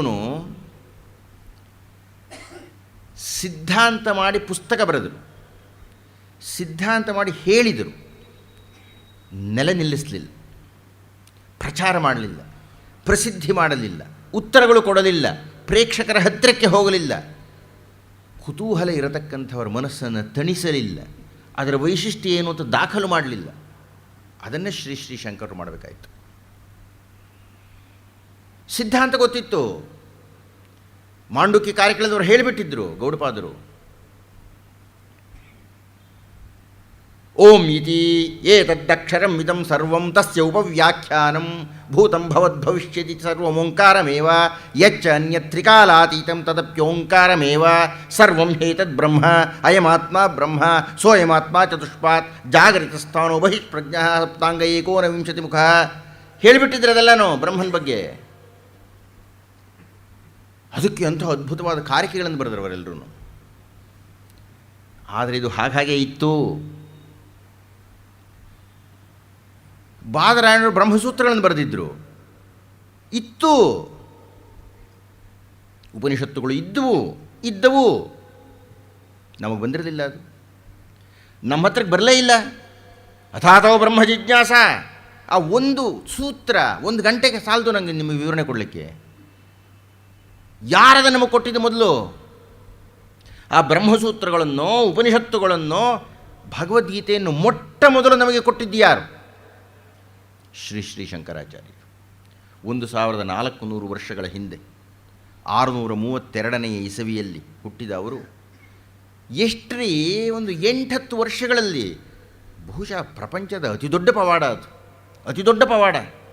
ಇನ್ನು ಯಾವುದೋ ನೀವು ಅಮಾನುಷವಾದ್ದು ಘಟಿಸಿ ತೋರಿಸ್ಬೇಕಾಗೇ ಇಲ್ಲ. ಅದು ಹೇಗ್ರಿ ಒಂದು 8-10 ಯಾರು ಆ ಹುಡುಗನ ತೋರಿಸೋಕ್ಕೆ ಸಾಧ್ಯ ಇಲ್ಲ. 8-10 ವರ್ಷದ ಹುಡುಗ ಹೇಗೆ ಸ್ವಾಮಿ ಆ ಕಾಶಿ ಮಣಿಕರ್ಣಿಗೆ ಆ ಘಟ್ಟದಲ್ಲಿ ಆ ಪುಟಾಣಿ ಹುಡುಗ ಪಾಠ ಮಾಡ್ತಾಯಿದ್ರೆ ದೊಡ್ಡವರೆಲ್ಲ ಕೂತ್ಕೊಂಡು ಕೇಳ್ತಾಯಿದ್ರು. ಕಲ್ಪನೆಗೆ ಸಾಧ್ಯ ಇದೆಯೇನ್ರಿ? ಒಬ್ಬ ಹುಡುಗ ಮಾತಾಡ್ತಾ ಇದ್ದರೆ ಎಂಥ ಶಕ್ತಿ ಇರಬೇಕಾತನಿಗೆ. ಅಥವಾ ಪ್ರಪಂಚದ ಇನ್ನು ಯಾವುದೇ ಒಂದು 10,000 ವರ್ಷಗಳ ಚರಿತ್ರೆ ತೆಗೆದು ನೋಡಿ, ಯಾವುದೇ ವಾಹನದ ವ್ಯವಸ್ಥೆ ಇಲ್ಲದೆ ಇದ್ದಾಗ, ಇದೆಲ್ಲ ಬರೀ ನಾವು ಹೊಗಳ್ತಕ್ಕಂಥದ್ದೆಲ್ಲ ಚಾರಿತ್ರಿಕ ದಾಖಲಾತಿಗಳಿದೆ ಇದಕ್ಕೆಲ್ಲನೂ. ಯಾವುದೇ ವಾಹನದ ವ್ಯವಸ್ಥೆ ಇಲ್ಲದೆ ಇದ್ದಾಗ ಎಲ್ರಿ ಕೇರಳ, ಎಲ್ಲಿ ಆ ಹಿಮವತ್ ಪರ್ವತದಲ್ಲಿರ್ತಕ್ಕಂಥ ಶಂಕರಗಿರಿ ಎಲ್ರಿ? ಇದೆಲ್ಲ ಶಾಸ್ತ್ರಗಳಲ್ಲಿ ಇದೆ ಸ್ವಾಮಿ, ಬರೀ ಕಥೆ ಹೇಳೋದಲ್ಲ. ಹೇಗೆ ಒಂದು 8-10 ವರ್ಷಗಳ ಹುಡುಗ ನಡ್ಕೊಂಡು ಬಂದ್ಬಿಟ್ಟ ಅಂದರೆ, ನಮಗೆ ನೆಟ್ಟಿಗೆ 2 ಮೈಲಿ ನಡೆಯೋಕಾಲ, ಅಯ್ಯೋ ಕಾಲ ನಾವು ಬಂದ್ಬಿಡ್ತೀವಿ. 8-10 ವರ್ಷಗಳ ಒಬ್ಬ ವಿದ್ಯಾರ್ಥಿ, ಒಬ್ಬ ಬಾಲಕ ಹೇಗೆ ಕೇರಳದಿಂದ ಕಾಶ್ಮೀರಕ್ಕೆ ಎಷ್ಟು ಸಲ? 4 ಸಲ. ಹೇಗ್ರಿ ಸಾಧ್ಯ? ಅದಕ್ಕಿಂತ ಪವಾಡ ನಂಗೆ ಇನ್ನೇನು ಬೇಕಾಗಿದೆ? ಆ ಮನುಷ್ಯ ಆಗ ಭಾರತ ಇದ್ದಂಥ ಸ್ಥಿತಿಯನ್ನು ನೋಡಿದ. ರಾಮಸ್ವಾಮಿಗಳು ಹೇಳ್ತಾ ಇದ್ರು, ನಮ್ಮ ಸಂಸ್ಕೃತಿಗೆ ಬಂದಿರತಕ್ಕಂಥ ಸಮಸ್ಯೆ, ಆಗ್ಗೆ ನಮ್ಮ ಸಂಸ್ಕೃತಿ ಒಂದು ಬಹುದೊಡ್ಡ ಆಪತ್ತಿನಲ್ಲಿ ಸಿಕ್ಕಿತ್ತು 632ನೇ ಇಸವಿಯ ಹಿಂದೆ. 10 ವಿಧವಾಗಿರತಕ್ಕಂತಹ ಶತ್ರುಗಳು ನಮ್ಮನ್ನು ಆಕ್ರಮಿಸಿಬಿಟ್ಟಿದ್ದರು. ಒಂದು, ವೇದಗಳನ್ನು ಅರೆಬರೇ ನಂಬಿ ಮಾತನಾಡ್ತಾ ಇದ್ದಂಥ ವ್ಯಾಖ್ಯಾನಗಳು. ಇನ್ನೊಂದು, ವೇದಕ್ಕೆ ವಿರೋಧಿಯಾಗಿದ್ದಂಥವರು ಮುಸಲ್ಮಾನರಿದ್ದರು. ಕ್ರಿಶ್ಚಿಯನ್ ಧರ್ಮದ ಪ್ರಭಾವ ಇತ್ತು. ಮುಸಲ್ಮಾನ್ ಧರ್ಮದ ಕುರ್ ಅನ್ನನ ಕೊನೆಯ ಸುರ್ ಬರೆದಾಗ ಶ್ರೀ ಶ್ರೀ ಶಂಕರರ ಅವತಾರವಾಗಿತ್ತು. ಬಹಳ ದೊಡ್ಡದೊಂದು ಕಾಕತಾಳೀಯ ಅನಿಸುತ್ತೆ ನನಗೆ ಅದು. ಅವರು ಎರಡೂ ಧರ್ಮಗಳು ನಮ್ಮನ್ನು ತುಚ್ಛೀಕರಣ ಮಾಡಿ ಮಾತಾಡ್ತಾ ಇದ್ವು. ಅದಕ್ಕಿಂತ ದೊಡ್ಡವರಾಗಿ ನಾಸ್ತಿಕರಿದ್ದರು ನಮ್ಮಲ್ಲಿ. ಇಡೀ ಭಾರತದ ತಾತ್ವಿಕ ಚರ್ಚೆಯಲ್ಲಿ ಅವರಷ್ಟು ಆಧಾರರಹಿತರು ಯಾರೂ ಇಲ್ಲ, ಅವರೊಬ್ಬರೇ ನಾಸ್ತಿಕರು. ನಾವು ಬಹಳ ಪ್ರಿಯವಾದ್ದು. ಯಾಕೆಂದರೆ ಸಾಮಾನ್ಯವಾಗಿ ಆಡಳಿತ ಪಕ್ಷ ಅಂತ ಬೈತಾ ಇರ್ತಾರೆ ವಿರೋಧ ಪಕ್ಷದವ್ರು, ಅವ್ನ ಕಂಡ ನಮ್ಮ ಮಹಾಪ್ರಿಯ, ಏಕೆಂದ್ರೆ ನಮಗೆ ಬೈಯೋಕ್ಕಾಗಲ್ಲ ಅಂತಂತ. ಅವ್ರು ಬೈತಾ ಇದ್ರೆ ಅವ್ರು ಬೆಂತಡ್ತಾ ಇರ್ತೀವಿ ಅಂತ. ನಾಸ್ತಿಕರ ಅಂಥವ್ರು. ಆ ನಾಸ್ತಿಕರ ಕೃತಿಗಳಾಗಲಿ, ಅವರ ಸಿದ್ಧಾಂತಗಳಾಗಲಿ, ಅದಕ್ಕೆ ಆಧಾರಗಳಾಗಲಿ ಇಲ್ಲಿ ತನಕ ಯಾವುದೂ ಇಲ್ಲವೇ ಇಲ್ಲ. ಅದಕ್ಕೂ ತಪ್ಪಿಸ್ಕೊಂಡ್ಬಿಟ್ರು. ಈ ಆಸ್ತಿಗೆ ಸುಟ್ಟಾಕ್ಬಿಟ್ರು ಅದನ್ನು, ಅಂದ್ಬಿಟ್ರು ಅದನ್ನು. ಅದೇ ಚೂರು ಉಳ್ಕೊಂಡು ಬಂತೆ ಅದನ್ನು. ಹೇಗೂ ಇರಲಿ, ನಾಸ್ತಿಕರು ತಿರಸ್ಕಾರ ಮಾಡೋದಕ್ಕೆ ಶುರು ಮಾಡಿಬಿಟ್ರು. 3ನೆಯ ಶತ್ರುಗಳಾಗಿ ನಮಗೆ ಇದೇನು ಅರ್ಥ ಇಲ್ಲ ಅಂತ. ಸಾಂಖ್ಯರು ಬಂದರು, ಕಣಾದರು ಬಂದರು, ಪಾತಂಜಲಿಗಳು ಬಂದರು, ಗೌತಮರು ಬಂದರು. ಇವರೆಲ್ಲ ಆಂಶಿಕವಾಗಿ ತಗೊಳ್ತಾ ಹೋದರು. ಕಾಪಾಲಿಕರು ಬಂದರು, ಕಾಳಾಮುಖರು ಬಂದರು. ಎಲ್ಲರೂ ವೇದಗಳನ್ನು ಹೊಡೆಯೋಕ್ಕೆ ಶುರು ಮಾಡಿದರು.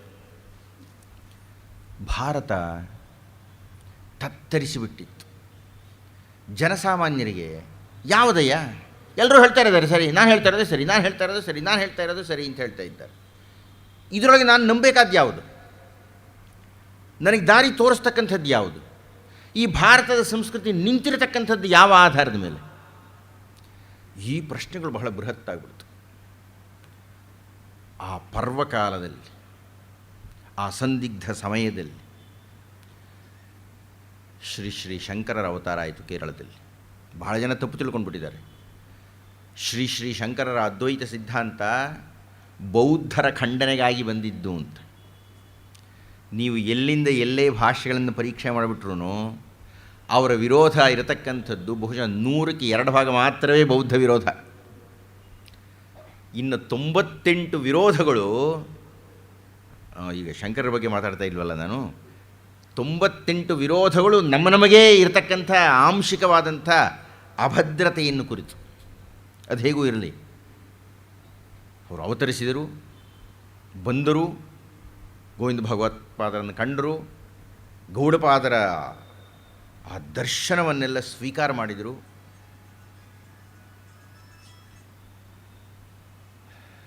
ನಾನು ನಿಮ್ಮಲ್ಲಿ ಇಷ್ಟೊತ್ತು ಹೇಳಬಾರ್ದು ಅಂತ ಇದ್ದೆ.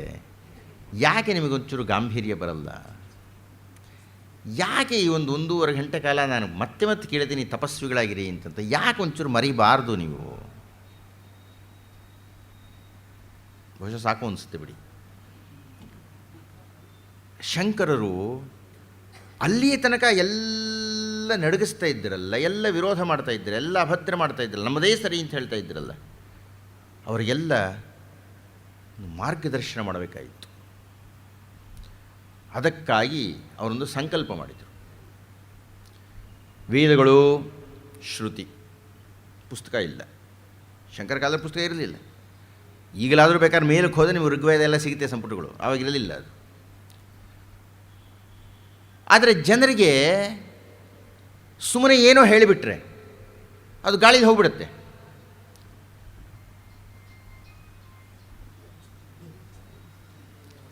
ನಾನು ಗೋಖಲೆ ಸಾರ್ವಜನಿಕ ಸಂಸ್ಥೆಯಲ್ಲಿ ಇದನ್ನು ನಿರೀಕ್ಷಣೆ ಮಾಡಿರಲಿಲ್ಲ. ಇದಕ್ಕೆ ನಾನು ಯಾವುದೋ ಒಂದು ಶಿಸ್ತಿದೆ, ನನಗೆ ಈ ಕುರ್ಚಿಗೆ ತುಂಬ ಮಹತ್ವ ಇದೆ, ಇದು ಸ್ವರ್ಣ ಸಿಂಹಾಸನ ಇದ್ದಂಗೆ ಅಂತ ನಂಬುವವನು ನಾನು. ಅದರ ಮೇಲೆ ಕೂತ್ಕೊಳ್ಳೋದೇ ನನ್ನ ಪುಣ್ಯ ಅಂತಂತ ಹೇಳ್ತೀನಿ. ಗುಂಡಪ್ಪನವ್ರು ಕೂತಿದ್ದಂಥ ಕುರ್ಚಿ ಅಂತ ಹೇಳ್ತಾರೆ ನಾವು. ಅವರು ಓಡಾಡಿದ ಜಾಗದಲ್ಲಿ ಇಷ್ಟೊಂದು ಅಶಿಸ್ತಿರಬಾರದು. ಬಹುಶಃ ಅದು ಸರಿಯಲ್ಲ. ಭಾಳ ನೊಂದ್ಕೊಂಡು ಹೇಳ್ತಾ ಇದ್ದೀನಿ. ನಾನು ನಿರೀಕ್ಷಣೆ ಮಾಡಿ, ನನಗೆ ಅತ್ಯಂತ ಮಹತ್ವವಾಗಿರತಕ್ಕಂಥ ಒಂದು ಜಾಗ ಅಂದರೆ ಮೈಸೂರಿನಲ್ಲಿರತಕ್ಕಂಥ ಜಗನ್ಮೋಹನ್ ಅರಮನೆ, ಅಲ್ಲಿರತಕ್ಕಂಥ ಶತಮಾನೋತ್ಸವ ಭವನ. ನಿಮ್ಮ 3ರಷ್ಟು 4ರಷ್ಟು ಕೂತಿರ್ತಾರೆ ರೀ. ಆ 1.5 ಗಂಟೆಯಲ್ಲಿ ಒಂದು ಸದ್ದಾಗಲ್ಲ ರಾಮಸ್ವಾಮಿಗಳು. ಅದು ನೋಡಿದ್ರೆ ಯಾವನೇ ಉಪನ್ಯಾಸಕ್ಕೆ ಸಂತೋಷ ಆಗಿಬಿಡುತ್ತೆ ಅಲ್ಲಿ. ಬಹುಶಃ ನಿಮ್ಮಲ್ಲೂ ಹಾಗೆ ಅಂದ್ಕೊಂಡಿದ್ದೆ ನಾನು. ಇರಲಿ, ಏನು ಹೇಳ್ತಾ ಇದ್ದೆ, ಎಲ್ಲೋ ವಿಚಲಿತ ಆಗಿಬಿಡುತ್ತೆ ಮನಸ್ಸು. ಯಾಕೆ ನಾನಂಥ ತಪಸ್ವಿ ಅಲ್ವೇ? ಏನು ಹೇಳ್ತಾ ಇದ್ದೆ ನಾನು? ಹಾಂ, ನಮ್ಮವರಿಗೆ ಯಾವುದೋ ಅಂಥ ಗ್ರಂಥ ಇರಲಿಲ್ಲ. ಶ್ರೀ ಶಂಕರರು ಮಾಡಿದ ಉಪಕಾರವನ್ನು ನಾನು ನೆನಪಿಸಿಕೊಳ್ಳದೆ ಹೋದರೆ ಭಗವದ್ಗೀತೆನ ಶುರು ಮಾಡೋದಕ್ಕೆ ನನಗೆ ಅರ್ಹತೆ ಇರಲ್ಲ. ಅಲ್ಲಿ ತನಕ ಎಲ್ಲ ಕೇಳ್ತಾ ಇದ್ರು, ಏನು ಮಾತಾಡ್ತೀರಿ, ಏನು ತೋರಿಸಿ, ಏನಿದೆ ಆಧಾರ ತೋರಿಸಿ ಅಂತ ಇದ್ದರು. ನಮ್ಮಲ್ಲಿ ನಾವು ಶ್ರುತಿ ಅಂತ ಒಪ್ಕೊಂಡ್ಬಿಟ್ಟಿದ್ವಿ. ತೋರಿಸೋ ಹಾಗೆ ಇಲ್ಲ, ಬರೀ ಹೇಳಬೇಕು. ಅವನಿಗೆ ಅದು ಅರ್ಥ ಆಗ್ತಾ ಇರಲಿಲ್ಲ. ಆಗ ಶಂಕರರು ಒಂದು ತೀರ್ಮಾನಕ್ಕೆ ಬಂದರು.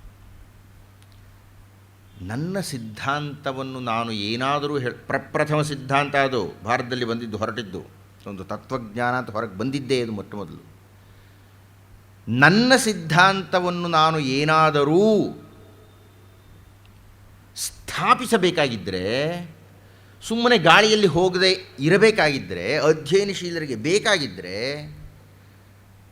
ನಾನು ಅದನ್ನು ಕೃತಿಯಾಗಿ ಹೊರಗಡೆ ತೊಗೊಂಡು ಬರಬೇಕು.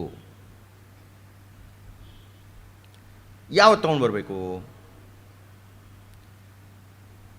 ಸರಿ, ಅವರಿಗೆ ತಕ್ಷಣ ಸಿಕ್ಕಿದ್ದು ಬ್ರಹ್ಮಸೂತ್ರಗಳು. ಆ ಬ್ರಹ್ಮಸೂತ್ರಗಳು ಕಬ್ಬಿಣದ ಕಡಲೆ. ಇದು ಮಹಾ ಕಷ್ಟ ಬ್ರಹ್ಮಸೂತ್ರಗಳನ್ನು ಅರಗಿಸಿಕೊಳ್ಳೋದಕ್ಕೆ. ಇದು ಬಹಳ ಕಷ್ಟ ಇದೆಯಲ್ಲಪ್ಪ, ಜನರು ಸ್ವಲ್ಪ ಅರ್ಥ ಮಾಡಿಸ್ತೀನಿ ಅಂತವ್ರು ಭಾಷ್ಯ ಬರೆದ್ರು. ಅದು ಇದ್ದಿದ್ದು ಕಷ್ಟ. ಅದು ಒಂದು ಸೂತ್ರ ಇದ್ದರೆ ಇವರು 10 ಪುಟ ಬರೀತಾರೆ. ಅದು ಅರಗಿಸ್ಕೊಳ್ಳೋಕೆ ನಮಗೆ ಆಗದೇ ಇಲ್ಲ. ಮತ್ತು ಅದಕ್ಕಿನ್ಯಾವುದೋ ವ್ಯಾಖ್ಯಾನ ಬೇಕು, ಅದಕ್ಕಿನ್ಯಾವುದೋ ಭಾಷ್ಯ.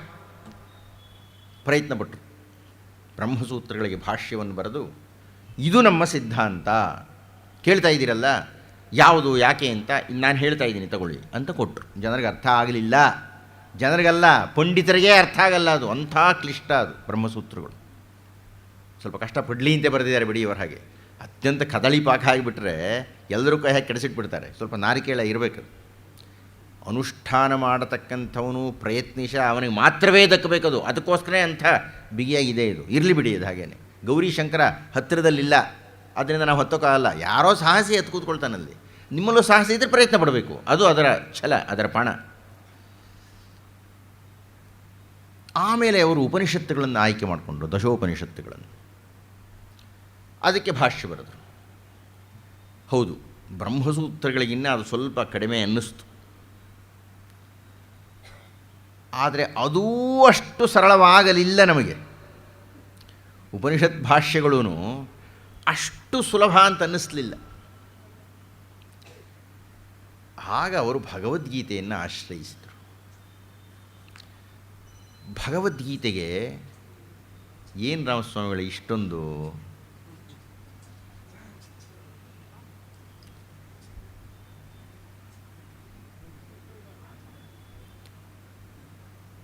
ದಯಮಾಡಿ ಸಂಚಾರಿ ದೂರವಾಣಿಯಲ್ಲಿ ಆಧರಿಸಿರೋರು ಬರಬೇಡಿ. ನೀವು ಒಂದು 10 ಜನ ಕಡಿಮೆ ಆದರೂ ನನಗೇನು ನಷ್ಟವಿಲ್ಲ. ದಯಮಾಡಿ ಗಂಭೀರವಾಗಿರತಕ್ಕಂಥವರಿಗೆ ತೊಂದರೆ ಕೊಡಬೇಡಿ. ಮತ್ತು ನನ್ನ ಸಭೆಯಲ್ಲಿ ನಾನು ಆ ಶಿಸ್ತನ್ನು ಒಪ್ಪಲ್ಲ. ದಯಮಾಡಿ ಇನ್ನೊಂದು ಸಲ ನಾನು ಹೀಗೆ ಹೇಳೋದಕ್ಕೆ ಅವಕಾಶ ಕೊಡಬೇಡಿ. ನೀವೆಲ್ಲ ನನಗಿನ್ನ ದೊಡ್ಡವರಿದ್ದೀರಿ, ಪ್ರಾಜ್ಞರಿದ್ದೀರಿ, ಯೋಗ್ಯರಿದ್ದೀರಿ, ಸುಸಂಸ್ಕೃತರಿದ್ದೀರಿ, ಅಧ್ಯಯನಶೀಲರಿದ್ದೀರಿ, ಆಸಕ್ತಿಯಿಂದ ಕೂತ್ಕೊಂಡಿದ್ದೀರಿ.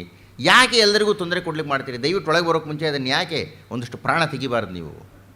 1.5 ಗಂಟೆ ಕಾಲ ತನಕ ಅಷ್ಟೂ ನಿಗ್ರಹ ಇಲ್ಲವೇ? ನನ್ನ ಒಂದಲ್ಲ ಸ್ವಾಮಿ 2 ಇದೆ, 2 ಮಲಗಿಸ್ಬಿಟ್ಟಿದ್ದೀನಿ ನಾನು. ಶ್ರೀ ಶಂಕರರಿಗೆ ತಮ್ಮ ಸಿದ್ಧಾಂತವನ್ನು ಮಂಡನೆ ಮಾಡಲಿಕ್ಕೆ, ಜನಸಾಮಾನ್ಯರಿಗೂ ಅರ್ಥವಾಗಲಿಕ್ಕೆ 3ನೆಯ ಕೃತಿಯೊಂದನ್ನು ಆಶ್ರಯಿಸಿದರು. ಅವ್ರಿಗೆ ಗೊತ್ತಿತ್ತು ಜನ ಇದನ್ನು ಒಪ್ಕೊಳ್ತಾರೆ ಅಂತ. ಯಾಕೆ? ತಕ್ಷಣ ಆ ಹೊತ್ತಿಗೆ ಆಗಲೇ ಭಗವದ್ಗೀತೆ ಒಂದು ಪ್ರಭು ಸಂಹಿತೆ ಆಗಿಬಿಟ್ಟಿತ್ತು. ಪ್ರಭು ಸಂಹಿತೆ ಆಗಿಬಿಟ್ಟಿತ್ತು ಅಂದರೆ ಕೃಷ್ಣ ಹೇಳಿದ್ದಾನಪ್ಪ ನೇರವಾಗಿ, ಕೃಷ್ಣನ ಮಾತೆ. ಹೀಗಾಗಿ ಭಗವದ್ಗೀತೆಯನ್ನು ಆಶ್ರಯಿಸಿದರು. ಭಗವದ್ಗೀತೆಯನ್ನು ಆಶ್ರಯಿಸಿ ಭಗವದ್ಗೀತೆಯ ಸಾರದ ಮೇಲೆ ತಮ್ಮ ಸಿದ್ಧಾಂತವನ್ನು ಮಂಡನೆ ಮಾಡಿದರು. ನಾನು ಭಗವದ್ಗೀತೆಯ ನೇರ ಚರ್ಚೆಗೆ ಹೋದಾಗ ಎಲ್ಲೆಲ್ಲಿ ಶ್ರೀ ಶಂಕರರು ತಮ್ಮ ಸಿದ್ಧಾಂತವನ್ನು ಆಧರಿಸಿದರು ಅನ್ನತಕ್ಕಂಥದ್ದನ್ನು ತಮಗೆ ಹೇಳಲಿಕ್ಕೆ ಹೋಗ್ತೀನಿ. ಆನಂತರ ಶ್ರೀ ರಾಮಾನುಜರು ಹಾಗೂ ಶ್ರೀಮನ್ ಮಧ್ವಾಚಾರ್ಯರು ಬಂದರು. ಬಹಳ ಸಂತೋಷದ ಸಂಗತಿ ಅಂದರೆ, ನನಗೆ ತುಂಬ ಮೆಚ್ಚುಗೆಯಾದಂಥ ಸಂಗತಿ ಅಂದರೆ, ಆಮೇಲಿನವರು ಏನಾದರೂ ಕಿತ್ತಾಡಲಿ ಬಿಡಿ, ಅದ್ರ ಬಗ್ಗೆ ನಾನು ತಲೆ ಕೆಡಿಸ್ಕೊಳ್ಳಲ್ಲ. ಮತ್ತು ಆ ವಾದಭೂಮಿ ಇದಲ್ವೋ ಅಲ್ಲ. ಆ ಇಬ್ಬರು ಆಚಾರ್ಯರುಗಳು ಶ್ರೀ ಶಂಕರರು ಯಾವ ಪಥವನ್ನು ನಿರ್ಮಾಣ ಮಾಡಿ ನನ್ನ ಸಿದ್ಧಾಂತ ರೂಪಿತವಾಗಬೇಕಾಯಿದ್ರೆ ಈ 3 ಕೃತಿಗಳು, ಈ ಪ್ರಸ್ಥಾನತ್ರಯವೇ ಅಂತ ಯಾವುದನ್ನು ವಜ್ರಖಚಿತವಾಗಿ ನಿರ್ಣಯ ಮಾಡಿದ್ದರೋ ಅದನ್ನು ಅವರು ಮಾನ್ಯ ಮಾಡಿದರು. ಶ್ರೀಮನ್ ಮಧ್ವಾಚಾರ್ಯರು, ಶ್ರೀ ರಾಮಾನುಜಾಚಾರ್ಯರು ಶ್ರೀ ಶಂಕರಾಚಾರ್ಯರು ಹಾಕಿಕೊಟ್ಟಂತಹ ಪಥವನ್ನು ಮಾನ್ಯ ಮಾಡಿ ನಮ್ಮ ಸಿದ್ಧಾಂತವನ್ನು ನಾವು ಇದರೊಳಗೆ ನಿರೂಪಣೆ ಮಾಡ್ತಾ ಇದ್ದೇವೆ ಅಂತ ಹೇಳಿದರು. ಹೇಳಿ ಅವರು ತಮ್ಮ ದರ್ಶನವನ್ನು ಇದನ್ನು ಆಧರಿಸಿ ಬರೆದರು. ಅದು ಕಾರಣ ಈ ಎಲ್ಲ ಆಮೇಲೆ ವಲ್ಲಭಾಚಾರ್ಯ ಬಂದರು, ನಿಂಬಾರ್ಕರ್ ಬಂದರು, ಶ್ರೀಕಂಠ ಶಾಸ್ತ್ರಿ, ಬೇಕಾದಷ್ಟು ಜನ ಅದಕ್ಕೆ ಭಾಷೆಗಳನ್ನೆಲ್ಲ ಬರಿತಾ ಹೋದರು. ಅದಿರಲಿ. ಆದರೆ ಯಾರು ಉದ್ಘಾಟನೆ ಮಾಡಿದ್ದು ಭಗವದ್ಗೀತೆ ಅಂದರೆ ಇದು ಅಂತ ನಮಗೆ ಕೊಟ್ಟಿದ್ದು ಯಾರು? ಮೊಟ್ಟ ಮೊದಲು ಶ್ರೀ ಶಂಕರಾಚಾರ್ಯರು. ಹೀಗಾಗಿ ಶ್ರೀಮದ್ ಭಗವದ್ಗೀತಾ ಪ್ರಪ್ರಥಮ ಪ್ರಾಚೀನ ಅತ್ಯುತ್ಕೃಷ್ಟವಾದ ಪ್ರಧಾನ ಪವಿತ್ರ ಭಾಷ್ಯವನ್ನು ನಮಗೆ ಕೊಟ್ಟಂಥ ಶ್ರೀ ಶಂಕರಾಚಾರ್ಯ 2-3 ಪ್ರಮೇಯಗಳನ್ನು ನಾನು ನೋಡಿಬಿಟ್ಟರೆ ಭಗವದ್ಗೀತೆಯ ಈ ದಿವಸದ ಕಲಿಕೆ ಏನು ಅನ್ನುವುದು ನನಗೆ ಗೊತ್ತಾಗಿಬಿಡುತ್ತೆ. ಹಾಗೆ ಶ್ರೀ ರಾಮಾನುಜಾಚಾರ್ಯರ ಹಾಗೂ ಶ್ರೀಮನ್ ಮಧ್ವಾಚಾರ್ಯರ ದರ್ಶನವನ್ನು ನಾನು ನೋಡಿ, ಯಾಕೆಂದರೆ ಅವರೆಲ್ಲ ಭಾಷೆಗಳನ್ನು ಬರೆದೇ ಬರೋದಕ್ಕೋಸ್ಕರ. ಶ್ರೀ ಶಂಕರರು ಭಗವದ್ಗೀತೆಯನ್ನು ಆಧರಿಸಿ ಮೊಟ್ಟ ಮೊದಲನೆಯದಾಗಿ ಒಂದು ಪ್ರಮೇಯವನ್ನು ಮಂಡನೆ ಮಾಡಿದರು. ಅದು ಬಹುಶಃ ತತ್ವಜ್ಞಾನ ಕ್ಷೇತ್ರದಲ್ಲಿ ಮಾಡಿದಂಥ ಬಹುದೊಡ್ಡ ಕ್ರಾಂತಿ, ಬಹಳ ದೊಡ್ಡ ಕ್ರಾಂತಿ. ಅಲ್ಲಿಯ ತನಕ ಯಾರೂ ಆ ಚಿಂತನೆಯನ್ನು ಮಾಡಿರಲಿಲ್ಲ. ನಮ್ಮಲ್ಲಿ ನಾವು ಪುರುಷಾರ್ಥಗಳನ್ನು 4 ಅಂತ ಹೇಳ್ತೀವಿ, ಧರ್ಮಾರ್ಥ ಕಾಮ ಮೋಕ್ಷ ಅಂತ. ಮೋಕ್ಷಕ್ಕೆ ಯಾರೂ ಬೆಲೆ ಕೊಟ್ಟಿರಲಿಲ್ಲ ಶ್ರೀ ಶಂಕರರ ತನಕ.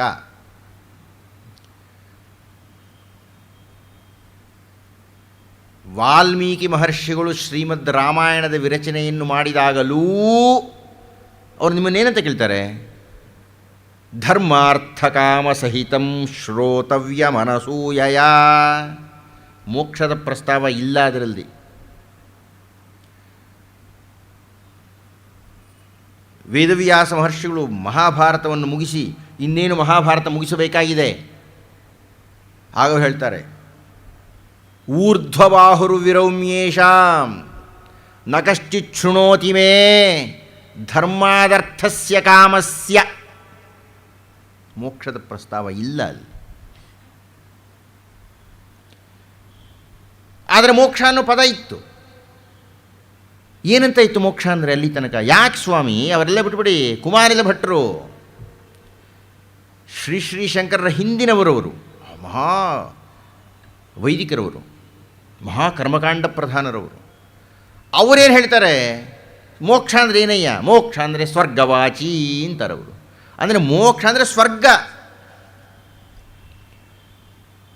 ಶ್ರೀ ಶ್ರೀ ಶಂಕರು ಭಗವದ್ಗೀತೆಯನ್ನು ಅಧ್ಯಯನ ಮಾಡ್ತಾ ಇದ್ದಾರೆ. ಆ ಸಂದರ್ಭದಿಂದ ನಾನು ಮಾತಾಡ್ತೀನಿ ವಿವರವಾಗಿ.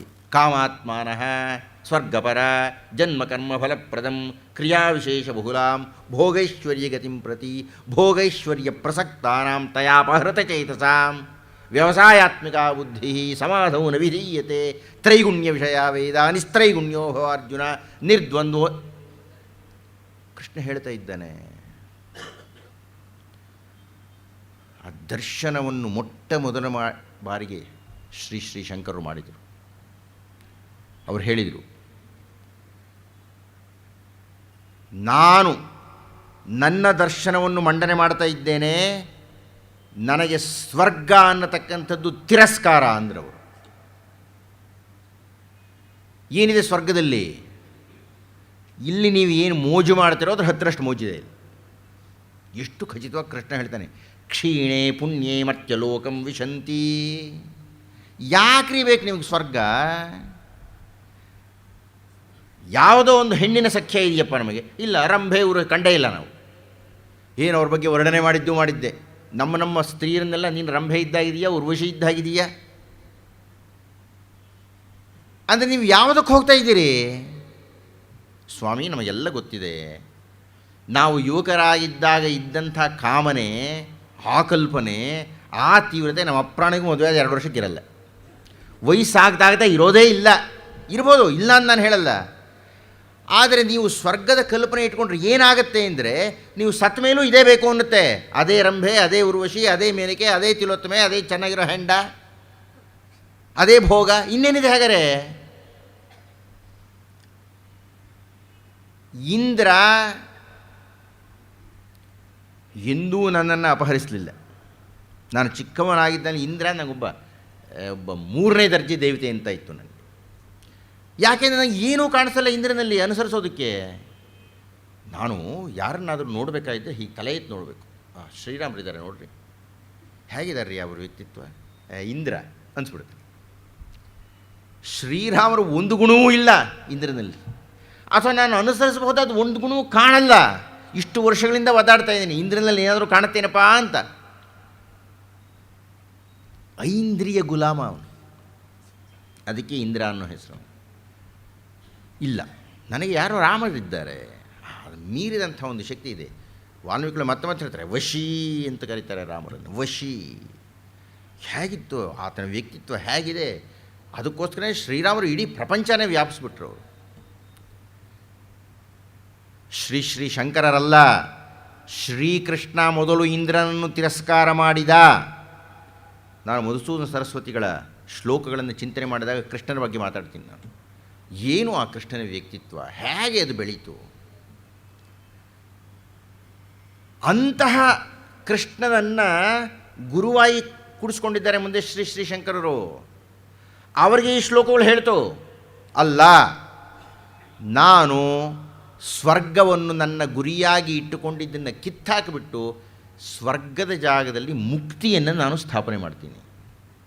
ಮೋಕ್ಷ ಅನ್ನತಕ್ಕಂಥದ್ದರ ನಿಜವಾದ ಪರಿಕಲ್ಪನೆ ನಮಗೆ ಬಂದಿದ್ದೇ ಶ್ರೀ ಶ್ರೀ ಶಂಕರಾಚಾರ್ಯರಂತೆ. ಅಲ್ಲಿ ತನಕ ಇರಲಿಲ್ಲ. ಮೋಕ್ಷ ಅನ್ನತಕ್ಕಂಥ ಪರಿಕಲ್ಪನೆ ಹೊಸದಾಗ್ಬಿಡ್ತು. ಏನದು? ಸ್ವಾಮಿ, ನಮಗೆಲ್ಲ ಗೊತ್ತಿರೋ ಹಾಗೆ ಎರಡು ಪದ ಗೊತ್ತಿದೆ. ಒಂದು ಸ್ವರ್ಗ ಗೊತ್ತಿದೆ, ಒಂದು ನರಕ ಗೊತ್ತಿದೆ. ಈ ಸ್ವರ್ಗ ನರಕಗಳು ಹೇಗೆ ಸಿಗುತ್ತೆ ನಮಗೆ? ನಾವು ಜೀವನದಲ್ಲಿದ್ದಾಗ ಏನೋ ಕೆಲಸ ಮಾಡ್ತಾ ಇರ್ತೀವಿ, ಯಾವುದೋ ಕೆಲಸ ಮಾಡ್ತಾ ಇರ್ತೀವಿ. ಹಾಗೆ ಕೆಲಸ ಮಾಡೋದ್ರಿಂದ ನಾವು ಒಂದಷ್ಟು ಪುಣ್ಯ ಸಿಗುತ್ತೆ, ಒಂದಷ್ಟು ಪಾಪ ಸಿಗುತ್ತೆ. ಪುಣ್ಯವನ್ನು ಅನುಭವಿಸೋದಕ್ಕೆ ಸ್ವರ್ಗಕ್ಕೆ ಹೋಗ್ತೀವಿ, ಪಾಪವನ್ನು ಅನುಭವಿಸೋಕ್ಕೆ ನರಕಕ್ಕೆ ಹೋಗ್ತೀವಿ. 90% ಅನುಭವಿಸ್ತೀವಿ, ಇನ್ನು 10 ಅನುಭವಿಸೋದಕ್ಕೆ ವಾಪಸ್ ಬರ್ತೀವಿ. ಕ್ಷಣೆ ಪುಣ್ಯ ಮಾಡ್ತೀವಿ ಲೋಕಂ ವಿಶಂತಿ, ಮತ್ತೆ ಬರ್ತೀವಿ. ಬಂದವ್ರು ಏನು ಮಾಡ್ತೀವಿ? ಮತ್ತೆ ಮಾಡ್ತೀವಿ. ಮತ್ತೊಂದಷ್ಟು ಪುಣ್ಯ, ಒಂದಷ್ಟು ಪಾಪ.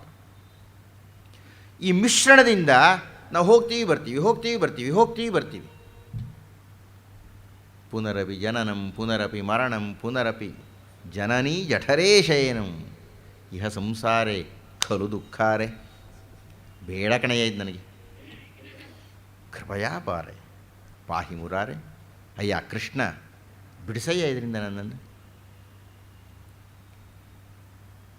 ಹೀಗಾಗಿ ಅವರು ಏನು ಮಾಡಿದರು? ಭಗವದ್ಗೀತೆಯನ್ನು ಆಧರಿಸಿ ನಮ್ಮ ಗುರಿ ಸ್ವರ್ಗ ಇರಬೇಕಾಗಿಲ್ಲ, ಮುಕ್ತಿ ಇರಬೇಕು ಅಂದರು. ಸ್ವರ್ಗ ಎಲ್ಲಿಯ ತನಕ ನಮಗೆ ಗುರಿಯಾಗಿದ್ದಿತೋ ಅಲ್ಲಿಯ ತನಕ ನಮಗೆ ಯಜ್ಞಯಾಗಾದಿಗಳು ಇತ್ತು. ಯಜ್ಞಯಾಗಾದಿಗಳು ವೇದದ ಮೇಲೆ ಆಧರಿಸಿವೆ. ಶ್ರೀ ಶಂಕರರ ಭಾಷ್ಯವನ್ನು ನೋಡಿಬಿಟ್ಟರೆ ನಮಗೆ ಆಘಾತ ಆಗುತ್ತೆ. 100ಕ್ಕೆ 60ರಷ್ಟು ವಿರೋಧ ಇರತಕ್ಕಂಥದ್ದು ಇದರ ಬಗ್ಗೆ ಶ್ರೀ ಶಂಕರರಿಗೆ. ಅವರು ನಮಗೆ ಅರ್ಥ ಆಗದೆ, ಅರಗಿಸ್ಕೊಳ್ಳೋಕ್ಕಾಗದೇ ಇರುವಂತೆ ವೇದ ತಿರಸ್ಕಾರ ಮಾಡಿದರು. ಯಾವಾಗ ಯಜ್ಞಯಾಗದಲ್ಲಿ ಬೇಡ ಅಂತಂದ್ರು, ಆ ಯಜ್ಞಯಾಗಲಿ ಹೇಳ್ತಕ್ಕಂಥ ವೇದಗಳನ್ನು ತಿರಸ್ಕಾರ ಮಾಡಿಬಿಟ್ರು ಅವರು. ಇದು ನಮಗೆ ಮಹಾ ಕಷ್ಟಕ್ಕೆ ಬಂದ ವಿಷಯ ಇದೆ. ಏನಯ್ಯ, ಇಡೀ ಭಾರತ ನಿಂತಿರೋದೇ ವೇದಗಳ ಮೇಲೆ, ವೇದನೇ ತಿರಸ್ಕಾರ ಮಾಡಿಬಿಟ್ರು. ವೇದವನ್ನು ತಿರಸ್ಕಾರ ಮಾಡಿದ್ರು ನೀವು ಆ ರೀತಿ ಅಷ್ಟು ಲಘುವಾಗಿ ತಗೊಳ್ಳೋ ಹಾಗಿಲ್ಲ. ಅದನ್ನು ಅವರ ಹಿಂದೆ ಇದ್ದಂಥ ಕುಮಾರಲ ಭಟ್ರು, ಪ್ರಭಾಕರು ಎಲ್ಲ ಚಿಂತನೆ ಮಾಡ್ತಾರೆ. ಸಂಧ್ಯಾವನ್ನು ಯಾಕ್ರಿ ಮಾಡಬೇಕು, ಮಾಡಬೇಕು ಯಾಕೆ, ಕರ್ಮಾನುಷ್ಠಾನವೇ ಅಥವಾ ಸುಮ್ಮನೆ ಮಾಡ್ತಾಯಿದ್ದೀವಿ, ದೊಡ್ಡ ಚರ್ಚೆಗಳಾಗಿದೆ ಇದೆಲ್ಲ. ಅದ್ರ ಹಿಂದೆ ಶ್ರೀ ಶಂಕರರು ಹೇಳಿದರು, ಈ ಯಜ್ಞಯಾಗಾದಿಗಳೆಲ್ಲ ಪರಿಧಿಯಲ್ಲಿ ಶಿಸ್ತಿಗಾಗಿರತಕ್ಕಂಥದ್ದಷ್ಟೇ. ಅದನ್ನು ಕೃಷ್ಣ 2ನೇ ಅಧ್ಯಾಯ ಸಾಂಖ್ಯಯೋಗದಲ್ಲಿ ಹೇಳ್ತಾನೆ. ಯಜ್ಞ ಅಂದರೆ ಏನು, ಯಾಕೆ ಮಾಡಬೇಕು, ವಿಧಗಳು ಎಂಥದ್ದು ಅಂತ. ಇರಲಿ, ಅದಕ್ಕೆ ಹೋದ ಚಿಂತನೆ ಮಾಡೋಣ. ಆದರೆ ಶ್ರೀ ಶಂಕರರು ಹೇಳಿದರು, ಯಾವ ಉದ್ದೇಶದಿಂದ ನೀವು ಯಜ್ಞವನ್ನು ಮಾಡ್ತಿದೆಯೋ ಆ ಯಜ್ಞನ ಬಿಟ್ಬಿಡು ಅಂತಂದರು ಅವರು. ನನ್ನ ಉದ್ದೇಶ ಸಿದ್ಧವಾಗದೆ, ನನ್ನ ಗುರಿ ಖಚಿತವಾಗಲ್ಲ, ನನ್ನ ಗುರಿ ಖಚಿತವಾಗದೆ ನನ್ನ ಪ್ರಯಾಣ ಆರಂಭ ಆಗಲ್ಲ. ನಾನು ಇಲ್ಲಿಗೆ ಬರಬೇಕು ಅನ್ನತಕ್ಕಂಥ ನನ್ನ ಮೊದಲು ಉದ್ದೇಶ ಬೇಕು. ಆವಾಗ ನಾನು ನಮ್ಮ ಚಾಲಕರಿಗೆ ಹೇಳ್ತೀನಿ, ಇಲ್ಲಿ ಕರ್ಕೊಂಡು ಹೋಗ್ರಪ್ಪ ಅಂತ ಹೇಳ್ತೀನಿ. ಆವಾಗ ದಾರಿಲಿ ಬರ್ತಾರೆ ಇಲ್ಲಿಗೆ. ಹೀಗೆ ನನಗೆ ನನ್ನ ಉದ್ದೇಶ ಭಾಳ ಖಚಿತ ಆಗಿರ್ಬೇಕು. ಎಲ್ಲಿ ಹೋಗ್ತಾ ಇದ್ದೀನಿ ನಾನು? ಸ್ವರ್ಗಕ್ಕೆ ಹೋಗ್ತಾ ಇದ್ದೀನ, ಮೋಕ್ಷಕ್ಕೆ ಹೋಗ್ತಾ ಇದ್ದೀನ? ಮೋಕ್ಷ ನನ್ನ ಇಷ್ಟ ಆದರೆ, ಭಗವದ್ಗೀತೆಯನ್ನು ಮೋಕ್ಷಶಾಸ್ತ್ರ ಅಂತ ಕರೀತಕ್ಕಂಥದ್ದು. ಬರೀ ಮೋಕ್ಷಶಾಸ್ತ್ರವಲ್ಲ, ಜೀವನಶಾಸ್ತ್ರವೂ ಹೌದು ಅಂತ ಸನ್ಮಾನ್ಯ ಡಿ ವಿ ಗುಂಡಪ್ಪನವರು ವ್ಯಾಖ್ಯಾನ ಮಾಡಿದ್ರು ಅವರ ಕೃತಿಯಲ್ಲಿ. ಇರಲಿ, ಅದನ್ನು ಆಮೇಲೆ ಮಾತಾಡ್ತೀನಿ. ಮೋಕ್ಷ ಅನ್ನತಕ್ಕಂಥ ಗುರಿಯಾದ ಮೇಲೆ ಈ ವೇದ ಅನ್ನತಕ್ಕಂಥ ಪಥವಿಡಯ್ಯ ಅಂದರು. ಹಾಗಾದರೆ ವೇದಾಂತಕ್ಕೆ ಹೋಗಿ ಎಂದರು, ಉಪನಿಷತ್ತುಗಳಿಗೆ ಹೋಗಿ ಎಂದರು, ಬ್ರಹ್ಮಸೂತ್ರಗಳಿಗೆ ಹೋಗಿ ಎಂದರು. ನೀವು ಇಂದ್ರ, ಅಗ್ನಿ, ಯಮ, ವರುಣ ಇವರನ್ನೆಲ್ಲ ಏನಂತ ಕರಿತಾ ಇದ್ದೀರಿ? ಯಾವುದೋ ಒಂದು ಕೋಣ, ಭೀಕರಾಗಿ ಯಮಧರ್ಮರಾಯ, ಅಥವಾ ಯಾವುದೋ ಒಂದು ವಿಮಾನ, ಅದರೊಳಗೆ ಇಂದ್ರ. ಕಂಡಿರೋರು ಯಾರು ಇದನ್ನು? ನಾವು ವರ್ಣನೆ ಮಾಡ್ತಾ ಇದ್ದೇವೆ. ಇಂದ್ರ ಅಂದರೆ ಅವನು ಕುದುರೆಗಳು ಇಷ್ಟಿದೆ, ಆ ಕುದುರೆಗಳಿಗೆ ಇಂಥ ಬಣ್ಣದ್ದಿದೆ, ಹೀಗೆ ಎಳ್ಕೊಂಡು ಹೋಗುತ್ತೆ. ಯಾರು ಕಂಡಿದ್ದೀವಿ? ನಾವು ಕಂಡಿದ್ದೀವ? ಇಂದ್ರನ ಕಂಡಿದ್ದೀವ? ಕಂಡಿಲ್ಲ. ನಮ್ಮ ಪಾತಂಜಲಿ ಯೋಗ ಸೂತ್ರಗಳಲ್ಲಿ ವಿಕಲ್ಪ ಅನ್ನತಕ್ಕಂಥ ಒಂದು ಪದ ಬರುತ್ತೆ, ಪ್ರಯೋಗ ಮಾಡ್ತಾರೆ ಅವರು. ಏನಯ್ಯ ಅಂದರೆ, ವಿಕಲ್ಪ ಅಂದರೆ ಅರ್ಥ ಏನು? ಶಬ್ದ ಜ್ಞಾನಾನುಪಾತಿ ವಸ್ತು ಶೂನ್ಯೋ ವಿಕಲ್ಪ. ಆ ವಸ್ತುವೇ ನನಗೆ ಗೊತ್ತಿಲ್ಲ. ನಿಮ್ಮ ಹಿಂದಿನ ಮನೆಯ ಹಿಂದಿನ ರಸ್ತೆ ಇದೆಯಲ್ರಿ, ಅಲ್ಲಿ 3ನೇ ಮನೆ ಇದೆಯಲ್ಲ, ಆ ಮೂರನೇ ಮನೆ ಯಜಮಾನ್ರ ಹೆಸರೇನು ರೀ ಗೊತ್ತಿಲ್ಲ ಅಂತೀರಿ. ಅವ್ರ ಹೆಂಡತಿ ಹೆಸರೇನು ಗೊತ್ತಿಲ್ಲ ಅಂತೀರಿ. ಈಶ್ವರನ ಹೆಸರು ಗೊತ್ತು, ಅವನ ಹೆಂಡತಿ ಪಾರ್ವತಿನೇ ಅಂತೀವಿ. ಯಾರಿಗೆ ಗೊತ್ತು? ಯಾರು ಕಂಡಿದ್ದಾರೆ? ಇದು ವೇದ ಅಲ್ಲ, ವೈದಿಕವಾಗಿ ಇಲ್ಲ, ಅದು ಪೌರಾಣಿಕವಾಗಿ ಸೃಷ್ಟಿಯಾದ್ದು ಅಷ್ಟೇ ಇದೆಲ್ಲನೂ. ಹೀಗಾಗಿ ಶ್ರೀ ಶಂಕರರು ವೇದಗಳನ್ನೇ ತಿರಸ್ಕಾರ ಮಾಡಿ ವೇದಾಂತಕ್ಕೆ ಹೋದರು. ವೇದಾಂತದ ಸುಳಿವು ಸಿಕ್ಕಿದ್ದು ಋಗ್ವೇದದ 10ನೇ ಮಂಡಲದ ಕೊನೆಯ ಭಾಗದಲ್ಲಿ. ಇಂದ್ರಂ ಮಿತ್ರಂ ವರುಣಂ ಆಹು ಅಥೋ ದಿವ್ಯ ಸಸುಪರ್ಣೋ ಗರುತ್ಮಾನ್ ಏಕಂ ಸತ್ ವಿಪ್ರಾಬಹುಧಾ ವದಂತಿ ಅಗ್ನಿಂ ಯಮಂ ಮಾತರಿಶ್ವಾನಮಾಹು. ವೇದಗಳಲ್ಲಿ ಚರ್ಚೆ ಮಾಡಿದಂಥ ಇಂದ್ರನೋ ಯಮನೋ ಅಗ್ನಿಯೋ ಇವರೆಲ್ಲರೂ ಯಾರಯ್ಯ ಅಂದರೆ ಅದು ಸುಮ್ಮನೆ ಹೆಸರು ಕೊಟ್ರಪ್ಪ ಅಷ್ಟೇ. ಒಂದೇ ಒಂದು ಸತ್ಯವಾಗಿದ್ದಿದ್ದು ಅದು ಯಾವುದದು? ಏಕಂ. ಶ್ರೀ ಶಂಕರರ ಭಾವಚಿತ್ರದಲ್ಲಿ ಏಕಂ ಅಂತ ತೋರಿಸ್ತಾರೆ ಅವಳು. ಏಕಂ ಸತ್, ಅಸತ್ಯ ಯಾವುದದು? ಸತ್ಯಂ ಜ್ಞಾನಂ ಅನಂತಂ ಬ್ರಹ್ಮ. ಪ್ರಜ್ಞಾನಂ ಬ್ರಹ್ಮ, ಅಯಮಾತ್ಮ ಬ್ರಹ್ಮ, ಅಹಂ ಬ್ರಹ್ಮ ಅಸ್ಮಿ. ಆ ಒಂದೇ, ಆ ಬ್ರಹ್ಮನ್ ಅನ್ನೋದು ಒಂದೇನೆ. ಆ ಬ್ರಹ್ಮನ್ ಅನ್ನತಕ್ಕಂಥದ್ದರ ಸಂಸ್ಕಾರ ನಿಮಗಾಗಬೇಕಾಗಿದ್ದರೆ, ಆ ಬ್ರಹ್ಮನ್ ಅನ್ನತಕ್ಕಂಥದ್ದು ನಿಮ್ಮ ದರ್ಶನ ಆಗಬೇಕಾಗಿದ್ದರೆ, ಬ್ರಹ್ಮನ್ ಅನ್ನತಕ್ಕಂಥದ್ದನ್ನು ನಿಮ್ಮ ಅನುಷ್ಠಾನದಲ್ಲಿ ಇಟ್ಕೋಬೇಕು ನೀವು. ಮೊಟ್ಟ ಮೊದಲನೇ ಬಾರಿಗೆ ನಿಮ್ಮ ಗಾಯತ್ರಿ ಮಂತ್ರ ಅಂತ ಯಾವುದನ್ನು ನೀವು ಕರ್ಕೊಳ್ತಾ ಇದ್ದೀರಿ ಅದು ಗಾಯತ್ರಿ ಮಂತ್ರ ಅಲ್ಲ ಅಂತ ಹೇಳಿದವರು ಅವರು. ಏನಂದ್ರಿ? ಏನಮ್ಮ? ಅದು ಗಾಯತ್ರಿ ಮಂತ್ರವಲ್ಲ. ಮುಕ್ತಾವಿದ್ರುವ ಹೇಮನಿಯ ಧವಳಚ್ಛಾಯಿ ಅಲ್ಲ, ಅದು ಕೇವಲ ಬ್ರಹ್ಮನ್. ಅದು ಬ್ರಹ್ಮನ್. ಆದ್ದರಿಂದಲೇ ನಿಮಗೆ ಉಪನಯನ ಅನ್ನತಕ್ಕಂಥದ್ದು ಬ್ರಹ್ಮೋಪದೇಶ ಅಂತ ಕೊಡ್ತಕ್ಕಂಥದ್ದು. ಹೀಗಾಗಿ ನಾನು ಬ್ರಹ್ಮೋಪದೇಶಕ್ಕೆ ನನ್ನನ್ನು ಪಕ್ಕಾಗಿ ಮಾಡಿಕೊಂಡಿದ್ದೇನೆ ಎಂದರೆ ಅದು ಶ್ರೀ ಶಂಕರ್ ಕೊಟ್ಟಂಥ ನಿರೂಪಣೆ. ಇದನ್ನು ಅಲ್ಲಿ ಬರ್ತಕ್ಕಂಥದ್ದು ಸವಿತ್ವದೇವ ಅದು ಯಾವುದೂ ಅಲ್ಲ, ಅದರೊಳಗಿರ್ತಕ್ಕಂಥದ್ದು ಭರ್ಗ ಜ್ಯೋತಿ, ಅದೊಂದು ಪರಂಜ್ಯೋತಿ. ಅದಕ್ಕೆ ಯಾವ ಆಕಾರ ಇದೆ ರೀ? 12 ಕೈ ಇದೆಯಾ? 3 ಕಣ್ಣಿದೆಯಾ? 24 ಭುಜ ಇದೆಯಾ?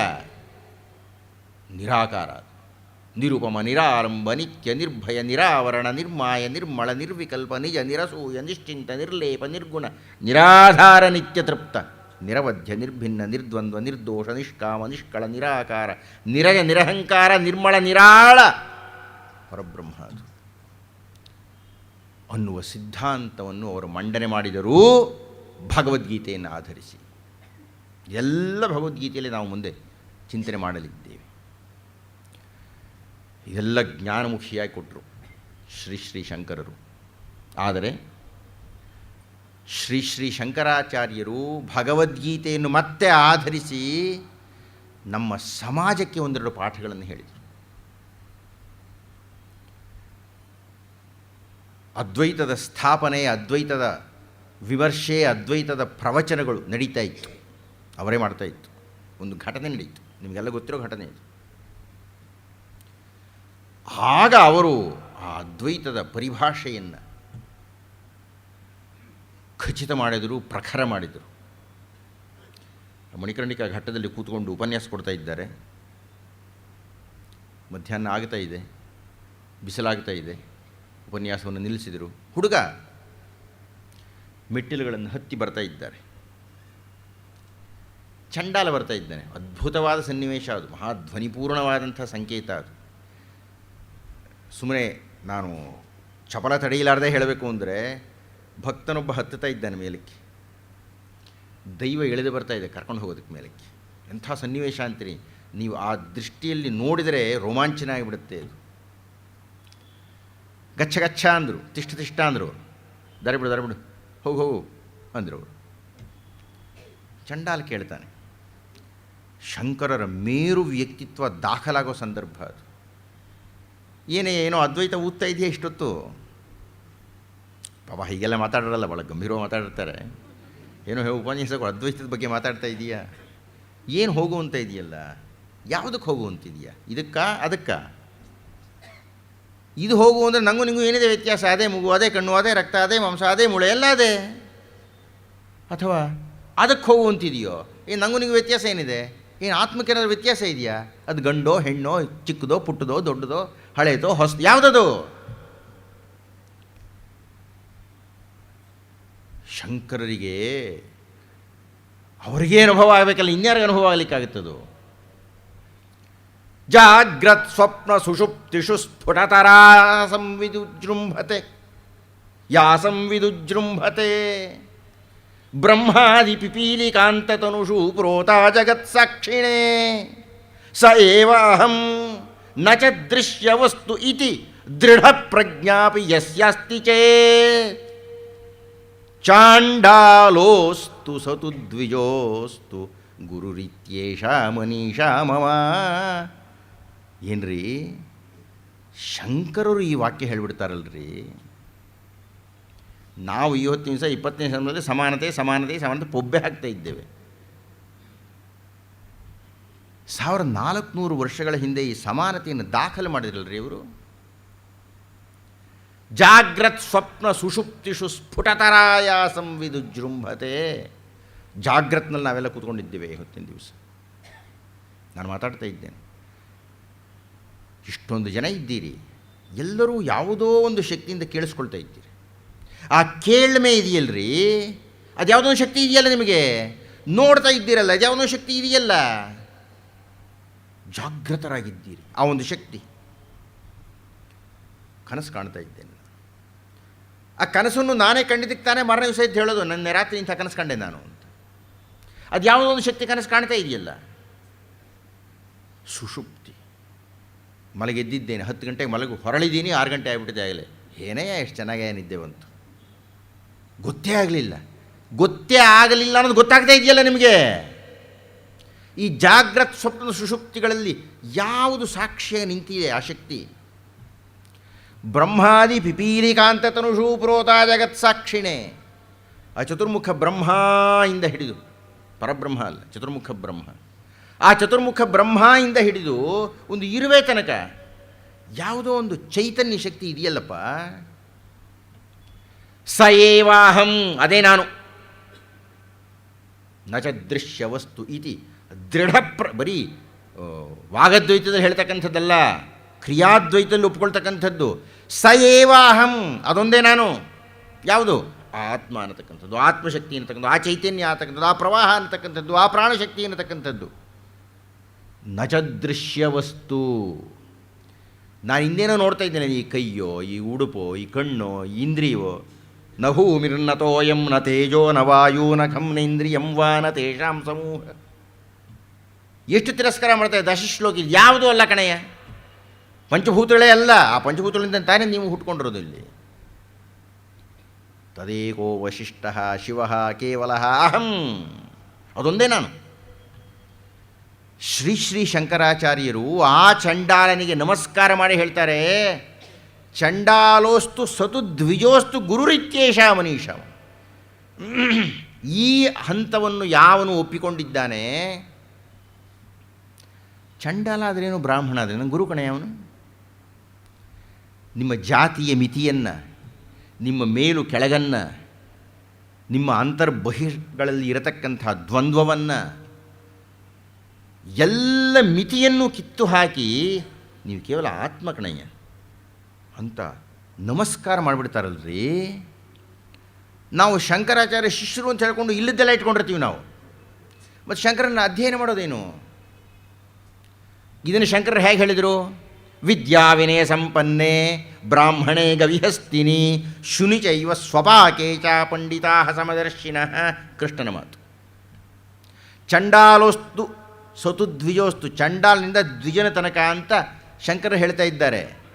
ಕೃಷ್ಣ ಹೇಳಿದ್ದಾನೆ ವಿದ್ಯಾ ವಿನಯ ಸಂಪನ್ನೆ ಬ್ರಾಹ್ಮಣೇ ಗವಿಹಸ್ತಿನಿ, ಕೊನೆಗೆ ಶುನಿಚೈವ ಸ್ವಪಾಕೆ ಚಂಡಾಲ. ಅದನ್ನೇ ಶಂಕರು ಆಧರಿಸಿದ್ದಾರೆ. ನಾನು ನಿಮ್ಮ ಗಮನಕ್ಕೆ ಏನು ತರ್ತಾ ಇದ್ದೇನೆ ಅಂದರೆ, ಯಾವುದನ್ನು ಅದ್ವೈತ ಸಿದ್ಧಾಂತ ಅಂತ ಆ ನಂತರ ಸ್ಥಾಪನೆ ಮಾಡಿದರೋ ಅದರ ಬೇರುಗಳಲ್ಲೇ ಇರುವುದು ಭಗವದ್ಗೀತೆಯಲ್ಲಿ. ಹೀಗಾಗಿ ಜನರಿಗೆ ಸಮಾನತಾ ಸಿದ್ಧಾಂತವನ್ನು ಬೋಧನೆ ಮಾಡಿದರು. ಅವರ ಶಿಷ್ಯರು ಅದನ್ನು ಎಷ್ಟರ ಮಟ್ಟಿಗೆ ಪಾಲನೆ ಮಾಡ್ತಾರೆ ಗೊತ್ತಿಲ್ಲ ನಮಗೆ. ಮೂಲಭೂತವಾಗಿ ಸ್ವರ್ಗವನ್ನು ತಿರಸ್ಕಾರ ಮಾಡಿದರು, ಸ್ವರ್ಗದ ಜಾಗದಲ್ಲಿ ಮುಕ್ತಿಯನ್ನು ಸ್ಥಾಪನೆ ಮಾಡಿದರು, ಸರ್ವ ಸಮಾನತಾ ಸಿದ್ಧಾಂತವನ್ನು ಪ್ರಚಾರ ಮಾಡಿದರು. ಇಷ್ಟೇ ಅಲ್ಲ, ಅವರು ಬಹಳ ದೊಡ್ಡದಾಗಿ ಮಾಡಿದಂಥ ಕರ್ತವ್ಯ ಅಂದರೆ, ಬಹಳ ವಿಶೇಷವಾದ್ದು ಅಂತಂದರೆ, ಇಡೀ ಭಾರತ ಒಂದು ಅನ್ನತಕ್ಕಂಥ ರಾಷ್ಟ್ರೀಯ ಪ್ರಜ್ಞೆಯನ್ನು ತಂದುಕೊಟ್ಟರು.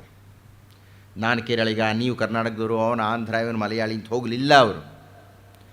ಆದ್ದರಿಂದಲೇ ಕೇರಳದಲ್ಲಿ ಮಠವೇ ಸ್ಥಾಪನೆ ಮಾಡಲಿಲ್ಲ ಅವರು, ಕರ್ನಾಟಕದಲ್ಲಿ ಮಾಡಿದ್ರು ಮೊದಲು. ಎಲ್ಲಿಯ ತನಕ ಹೋದರು? ಶಂಕರಗಿರಿ ಅಂತ ತೋರಿಸ್ತಾ ಇವತ್ತಿನ ದಿವಸ ನೀವು ಹಿಮಾಲಯದ ಕಡೆಗೆ ಹೋಗ್ಬಿಟ್ರೆ ಇದು ಶಂಕರಾಚಾರ್ಯರು ಇದ್ದಂಥ ಜಾಗ. ಶಾಸನಗಳು ಸ್ವಾಮಿ ಬರೀ ಕಥೆಯಲ್ಲ ಅವೆಲ್ಲನೂ, ಎಷ್ಟೋ ಶತಮಾನಗಳ ಹಿಂದೆ ಕೆತ್ತಿರತಕ್ಕಂಥ ಶಿಲಾಖಂಡಗಳವೆಲ್ಲ. ನೀವು ಯಾವುದೋ ಶಂಕರ ವಿಜಯದಲ್ಲಿ ಬರ್ತಕ್ಕಂಥದ್ದನ್ನು ಓದಿಬಿಟ್ಟು ಕಥೆಗೀತೆ ಅಂತ ಹೇಳೋ ಹಾಗಿಲ್ಲ. ಸ್ವರ್ಣತ್ತಿಲ್ಲಂ ಅಂತ ತೋರಿಸ್ತಾರೆ ಕೇರಳದಲ್ಲಿ ಇರತಕ್ಕಂಥ ಮಹಾಶ್ರೀಮಂತ ಮನೆತನವನ್ನು. ಅಲ್ಲೇ ಲಕ್ಷ್ಮೀ ಪ್ರತ್ಯಕ್ಷ ಆಗಿದ್ದು ಆ ಬಡವಿಗೆ ಅಂತಂತ ಅವ್ರ ಮನೆತನವೇ ಬಂದಿರತಕ್ಕಂಥದ್ದು. ಇದೆಲ್ಲ ಬರೀ ಕಾಕಚ್ಚಿ ಗುಬ್ಬಚ್ಚಿ ಕಥೆ ಅಲ್ಲ, ವರ್ಣನಾತ್ಮಕ ವಿದ್ಯಾರಣ್ಯರೇನೋ ಬರದೇ ಇರೋದಿರಲಿ, ಆದರೆ ಮೂಲಭೂತವಾದ ಸತ್ವ ಇದೆ ಇದರೊಳಗೆಲ್ಲನೂ. ಇಡೀ ಭಾರತವನ್ನು ಒಂದು ಅಂತ ಹೇಳಿದ ಮೊಟ್ಟ ಮೊದಲನೇ ಸನ್ಯಾಸಿ ಆತ. ಅಲ್ಲಿ ತನಕ ನಾವೇನಾಗಿದ್ವಿ? ಬರೀ ಪಾಳ್ಯಗಾರಾಗಿದ್ವಿ. ನಮ್ಮ ಕಂಡ್ರೆ ಅವನಿಗಾಗ್ತಿರಲಿಲ್ಲ, ಅವನ ಕಂಡ್ರೆ ಇವ್ರಿಗಾಗ್ತಾ ಇರಲಿಲ್ಲ. ನಿಮಗೆ ಆಶ್ಚರ್ಯ ಆಗಿಬಿಡುತ್ತೆ. ಮುಂದೆ ಮಹಾತ್ಮ ಗಾಂಧೀಜಿಯವರು ಈ ತತ್ವವನ್ನು ತಂದಿದ್ದು ಮತ್ತು ಇದೇ ಭಗವದ್ಗೀತೆ ಮೇಲೆ, ಅದೇ ಶಂಕರರ ಆಧಾರದ ಮೇಲೆ ಇಡೀ ರಾಷ್ಟ್ರೀಯ ಪ್ರಜ್ಞೆ ಮಹಾತ್ಮ ಗಾಂಧೀಜಿಯವರಿಗೆ ಬಂತು ಅಂದರೆ ಅದು ಶ್ರೀ ಶ್ರೀ ಶಂಕರರು ಕೊಟ್ಟಂಥ ಬಳುವಳಿ. ಆತ್ಮೀಯರೇ, ಹೀಗಾಗಿ ಭಗವದ್ಗೀತೆಯನ್ನು ಆಧರಿಸಿದಂತಹ ಶ್ರೀ ಶ್ರೀ ಶಂಕರಾಚಾರ್ಯರು ಅದ್ವೈತ ಸಿದ್ಧಾಂತವನ್ನು ಮಂಡನೆ ಮಾಡಿ ಭಗವದ್ಗೀತೆಯ ಉಪದೇಶವನ್ನು ಪರೋಕ್ಷವಾಗಿ ನಮಗೆ ಮಾಡಿದರು. ಹೀಗಾಗಿ ಶ್ರೀ ಶ್ರೀ ಶಂಕರರನ್ನು ನೆನಪಿಸಿಕೊಂಡು ಈ ಭಗವದ್ಗೀತೆಯ ಪೀಠಿಕೆಯನ್ನು ನಾನು ಆರಂಭ ಮಾಡ್ತಾ ಇದ್ದೇನೆ. ಅವರಾದ ಒಂದಷ್ಟು ಕೆಲವು ಶತಮಾನಗಳಾಯಿತು. ಮತ್ತೊಬ್ಬ ಮಹಾನ್ ವ್ಯಕ್ತಿ ಬಂದರು ನಮ್ಮಲ್ಲಿ, ಶ್ರೀ ಶ್ರೀ ರಾಮಾನುಜಾಚಾರ್ಯರು ಬಂದರು. ಅವರು ಕೇಶವ ಸೋಮಯಾಜಿಗಳು ಅಂತ ಒಬ್ಬ ಅದ್ವೈತಿ, ಅವರ ಮಗ. ಭೂಮಿ ಅಂತಲೋ ಪೃಥ್ವಿ ಅಂತಲೋ ಬರ್ತದೆ ಆತನ, ಆ ಕೇಶವ ಸೋಮಯಾಜಿಗಳ ಶ್ರೀಮತಿಯ ಹೆಸರು. ಅಲ್ಲಿ ಅವರು ಜನಿಸಿದ್ದಾರೆ, ಲಕ್ಷ್ಮಣಯ್ಯ ಅಂತ. ಯಾದವ ಪ್ರಕಾಶರು ಅಂತ ಒಬ್ಬ ಮಹಾನ್ ಅಂದಿನ ಇದಮಿತ್ತಂ ಅನ್ನತಕ್ಕಂಥ ಅದ್ವೈತ ಪಂಡಿತ. ಅವರ ಹತ್ರ ಕೂತ್ಕೊಂಡ್ರು, ಅದ್ವೈತದ ಅಧ್ಯಯನವನ್ನು ಮಾಡ್ತಾ ಇದ್ದಾರೆ. ಈ ಭಗವದ್ಗೀತೆಯ ಚಿಂತನೆಗಳನ್ನೆಲ್ಲ ಕೇಳ್ತಾ ಇದ್ದಾರೆ. ಶ್ರೀ ಶ್ರೀ ಶಂಕರರ ಅಭಿಪ್ರಾಯಗಳನ್ನೆಲ್ಲ ಗಮನಿಸ್ತಾ ಇದ್ದಾರೆ. ಅವ್ರಿಗನ್ನಿಸ್ತು, ಯಾಕೋ ಸ್ವಲ್ಪ ಕಹಿ ಆಗ್ತಾ ಇದೆಯಲ್ಲ ಶಂಕರಾಚಾರ್ಯ ಹೇಳ್ತಾ ಇರೋದು, ಆಕಾರವೇ ಇಲ್ಲ ಅಂತ ಇದ್ದಾರಲ್ಲಪ್ಪ. ಆಕಾರವೇ ಇಲ್ಲದೆ ನನ್ನ ಕಣ್ಣು ಮುಂದೆ ಏನು ಇಟ್ಕೊಳ್ಳಿ. ಅವರೇನು ಹೇಳ್ಬಿಟ್ರು, ಬ್ರಹ್ಮನಾಗೆ ಆಕಾರ ಇಲ್ಲ, ಗುಣ ಇಲ್ಲ, ಅದಿಲ್ಲ, ಇದಿಲ್ಲ, ಅದಿಲ್ಲ. ಹೇಗ್ರಿ ಆ ಬ್ರಹ್ಮನ ಕಣ್ಮುಂದೆ ತಂದ್ಕೊಳ್ಳೋದು? ಭಾಳ ಗೌರವದಿಂದ ಹೇಳ್ತೀನಿ, ಶ್ರೀ ಶ್ರೀ ರಾಮಾನುಜಾಚಾರ್ಯರಿಗೆ ಆ ಶಕ್ತಿ ಇತ್ತು, ನಮಗಿಲ್ಲ. ಆದರೆ ರಾಮಾನುಜರು ನಮ್ಮ ಪರವಾಗಿ ಯೋಚನೆ ಮಾಡಲಿಕ್ಕೆ ಶುರು ಮಾಡಿದರು. ಅವ್ರು ಹೇಳಿದರು, ಈ ನಿರಾಕಾರಕ್ಕಿಂತ ಒಂದು ಆಕಾರ ಇದ್ರೆ ಚೆನ್ನಾಗಿರುತ್ತಲ್ಲ. ಹೇಗಿರಬೇಕು ಆಕಾರ?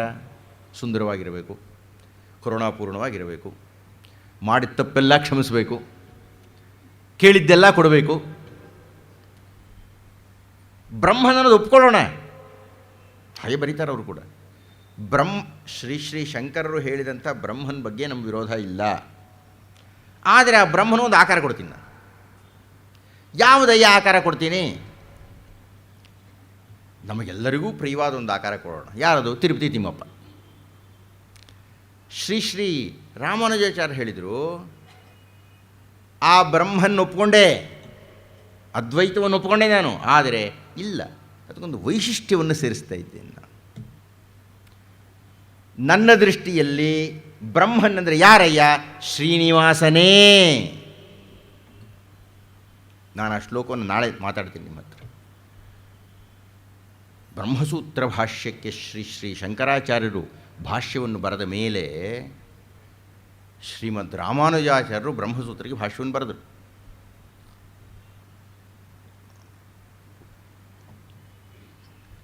ಒಂದು ಬದಲಾವಣೆ ಮಾಡಿದರು.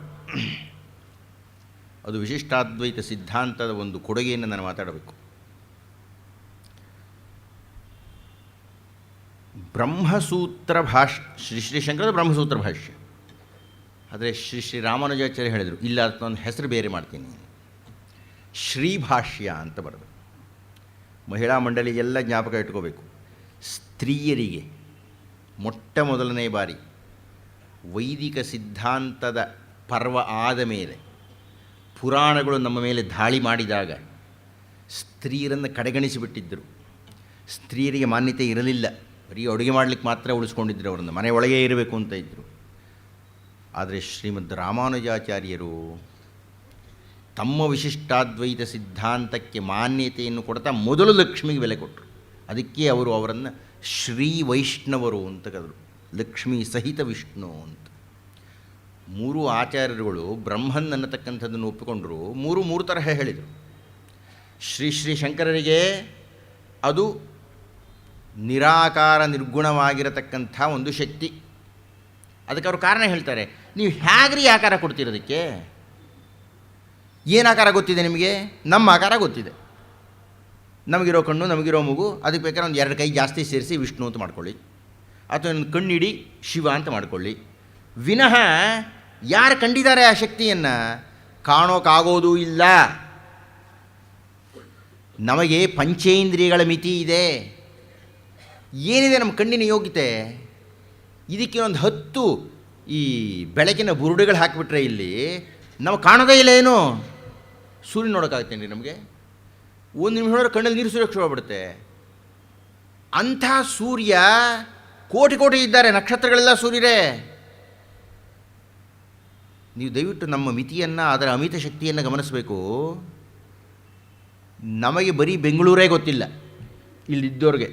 ಇನ್ನು ಕರ್ನಾಟಕ ಗೊತ್ತಾ? ಭಾರತ ಗೊತ್ತಾ? ಅಥವಾ ಅಮೆರಿಕ ಗೊತ್ತಾ? ರಷ್ಯಾ ಗೊತ್ತಾ? ಅಥವಾ ಇರೋ ಭೂಮಿ ಗೊತ್ತಾ? ಯಾವ ಜುಜಿಬಿ ಭೂಮಿ ಇದು? ಆ ಸೂರ್ಯನ ಮುಂದೆ ಪುಟಾಣಿ ಒಂದು ಕಣ. ಆ ಸೂರ್ಯ ಅವನ ಪೆದ್ದ ನಕ್ಷತ್ರಗಳ ಮುಂದೆ. ಆ ನಕ್ಷತ್ರಗಳನ್ನು, ಆ ತಾರೆಗಳನ್ನು, ಆ ಗ್ರಹಗಳನ್ನು, ಆ ನೀಹಾರಿಕೆಗಳನ್ನು, ಈ ಭೂಮಿಯನ್ನು, ಈ ನಮ್ಮನ್ನು ಎಲ್ಲರನ್ನೂ ಯಾವುದೋ ಒಂದು ಶಕ್ತಿ ಹೇಗೆ ನಿಯಂತ್ರಣ ಮಾಡ್ತಾಯಿದ್ದೀರಿ? ಸರಿಯಾಗಿ 6 ಗಂಟೆಗೆ ಭೂಮಿ ತಿರುಗಿ ಬಂದುಬಿಡುತ್ತಲ್ಲಪ್ಪ ಸೂರ್ಯನಿಗೆ ತೋರಿಸೋಕೆ. ಯಾರು ಹೇಳ್ಕೊಟ್ರೋದಕ್ಕೆ? ಯಾವ ನಾಯಕ ಇದ್ದಾನೆ ಅಲ್ಲಿ ನಮ್ಮ ಕಣ್ಣಿಗೆ ಕಾಣಿಸೋ ಹಾಗೆ? ಇಷ್ಟಕ್ಕೆ ಭೂಮಿ ಕೆಳಗೇನಿದೆ, ಮೇಲೇನಿದೆ? ಸೂರ್ಯನ ಕೆಳಗೂ ಮೇಲೂ ಏನಿದೆ? ಏನೂ ಇಲ್ಲ, ಆಧಾರವೇ ಇಲ್ಲ. ಆದರೆ ಬಿದ್ದೋಯ್ತಾ? ಹಾರೋಯ್ತಾ? ಡಿಕ್ಕಿ ಹೊಡಿತಾ? ಇಲ್ಲ. ಭೂಮಿ, ಈ ಭೂಮಿ ಸಾವಿರ ಸಾವಿರ ಸಾವಿರ ಮೈಲುಗಳ ವೇಗದಲ್ಲಿ ನುಗ್ಗುತ್ತಾ ಇದೆ. ಹಾಗೇನೆ ಈಶಾವಾಸ್ಯ ಉಪನಿಷತ್ನಲ್ಲಿ ಆ ಶ್ಲೋಕ ಬರುತ್ತೆ, ಅದ್ಭುತವಾದ ಶ್ಲೋಕ ಅದು. ಏನೇ ಆ ಜೀವಶಕ್ತಿನೇ ಓಡ್ತಾ ಇದೆಯಂತೆ, ತಟಸ್ಥವಾಗಿದೆಯಂತೆ. ಮೊದಲು ಅರ್ಥವೇ ಆಗಲ್ಲ ನಮಗೆ.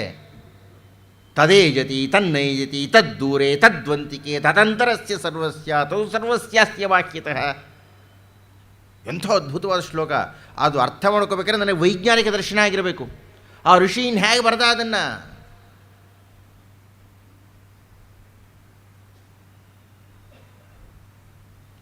ಅನೇಜದೇಕಂ ಮನಸೋ ಜವೀಯೋ ನೈನದ್ಯೇವಾಪ್ನುವನ್ ಪೂರ್ವಮರ್ಷತ್ ತದ್ಧಾವತೋ ಅನ್ಯಾನ್ ಅತ್ಯೇತಿ ತಿಷ್ಠತು. ಭೂಮಿ ಅಲ್ಲಾಡ್ತಾ ಇದೆಯೇನ್ರಿ? ಹೇಗ್ರಿ ಕೂತಿದ್ವಿ ನಾವು ಸ್ಥಿರವಾಗಿ? ಸ್ಥಿರವಾಗಿರತಕ್ಕ ಈ ಭೂಮಿ ಸಾವಿರ ಓಡ್ತಾ ಇದೆ. ಈಗ ಸುತ್ತಾ ಇದೆ ಸೂರ್ಯನನ್ನು, ಅಲ್ಲಾಡ್ತಾ ಇಲ್ಲ ನಾವೇನು.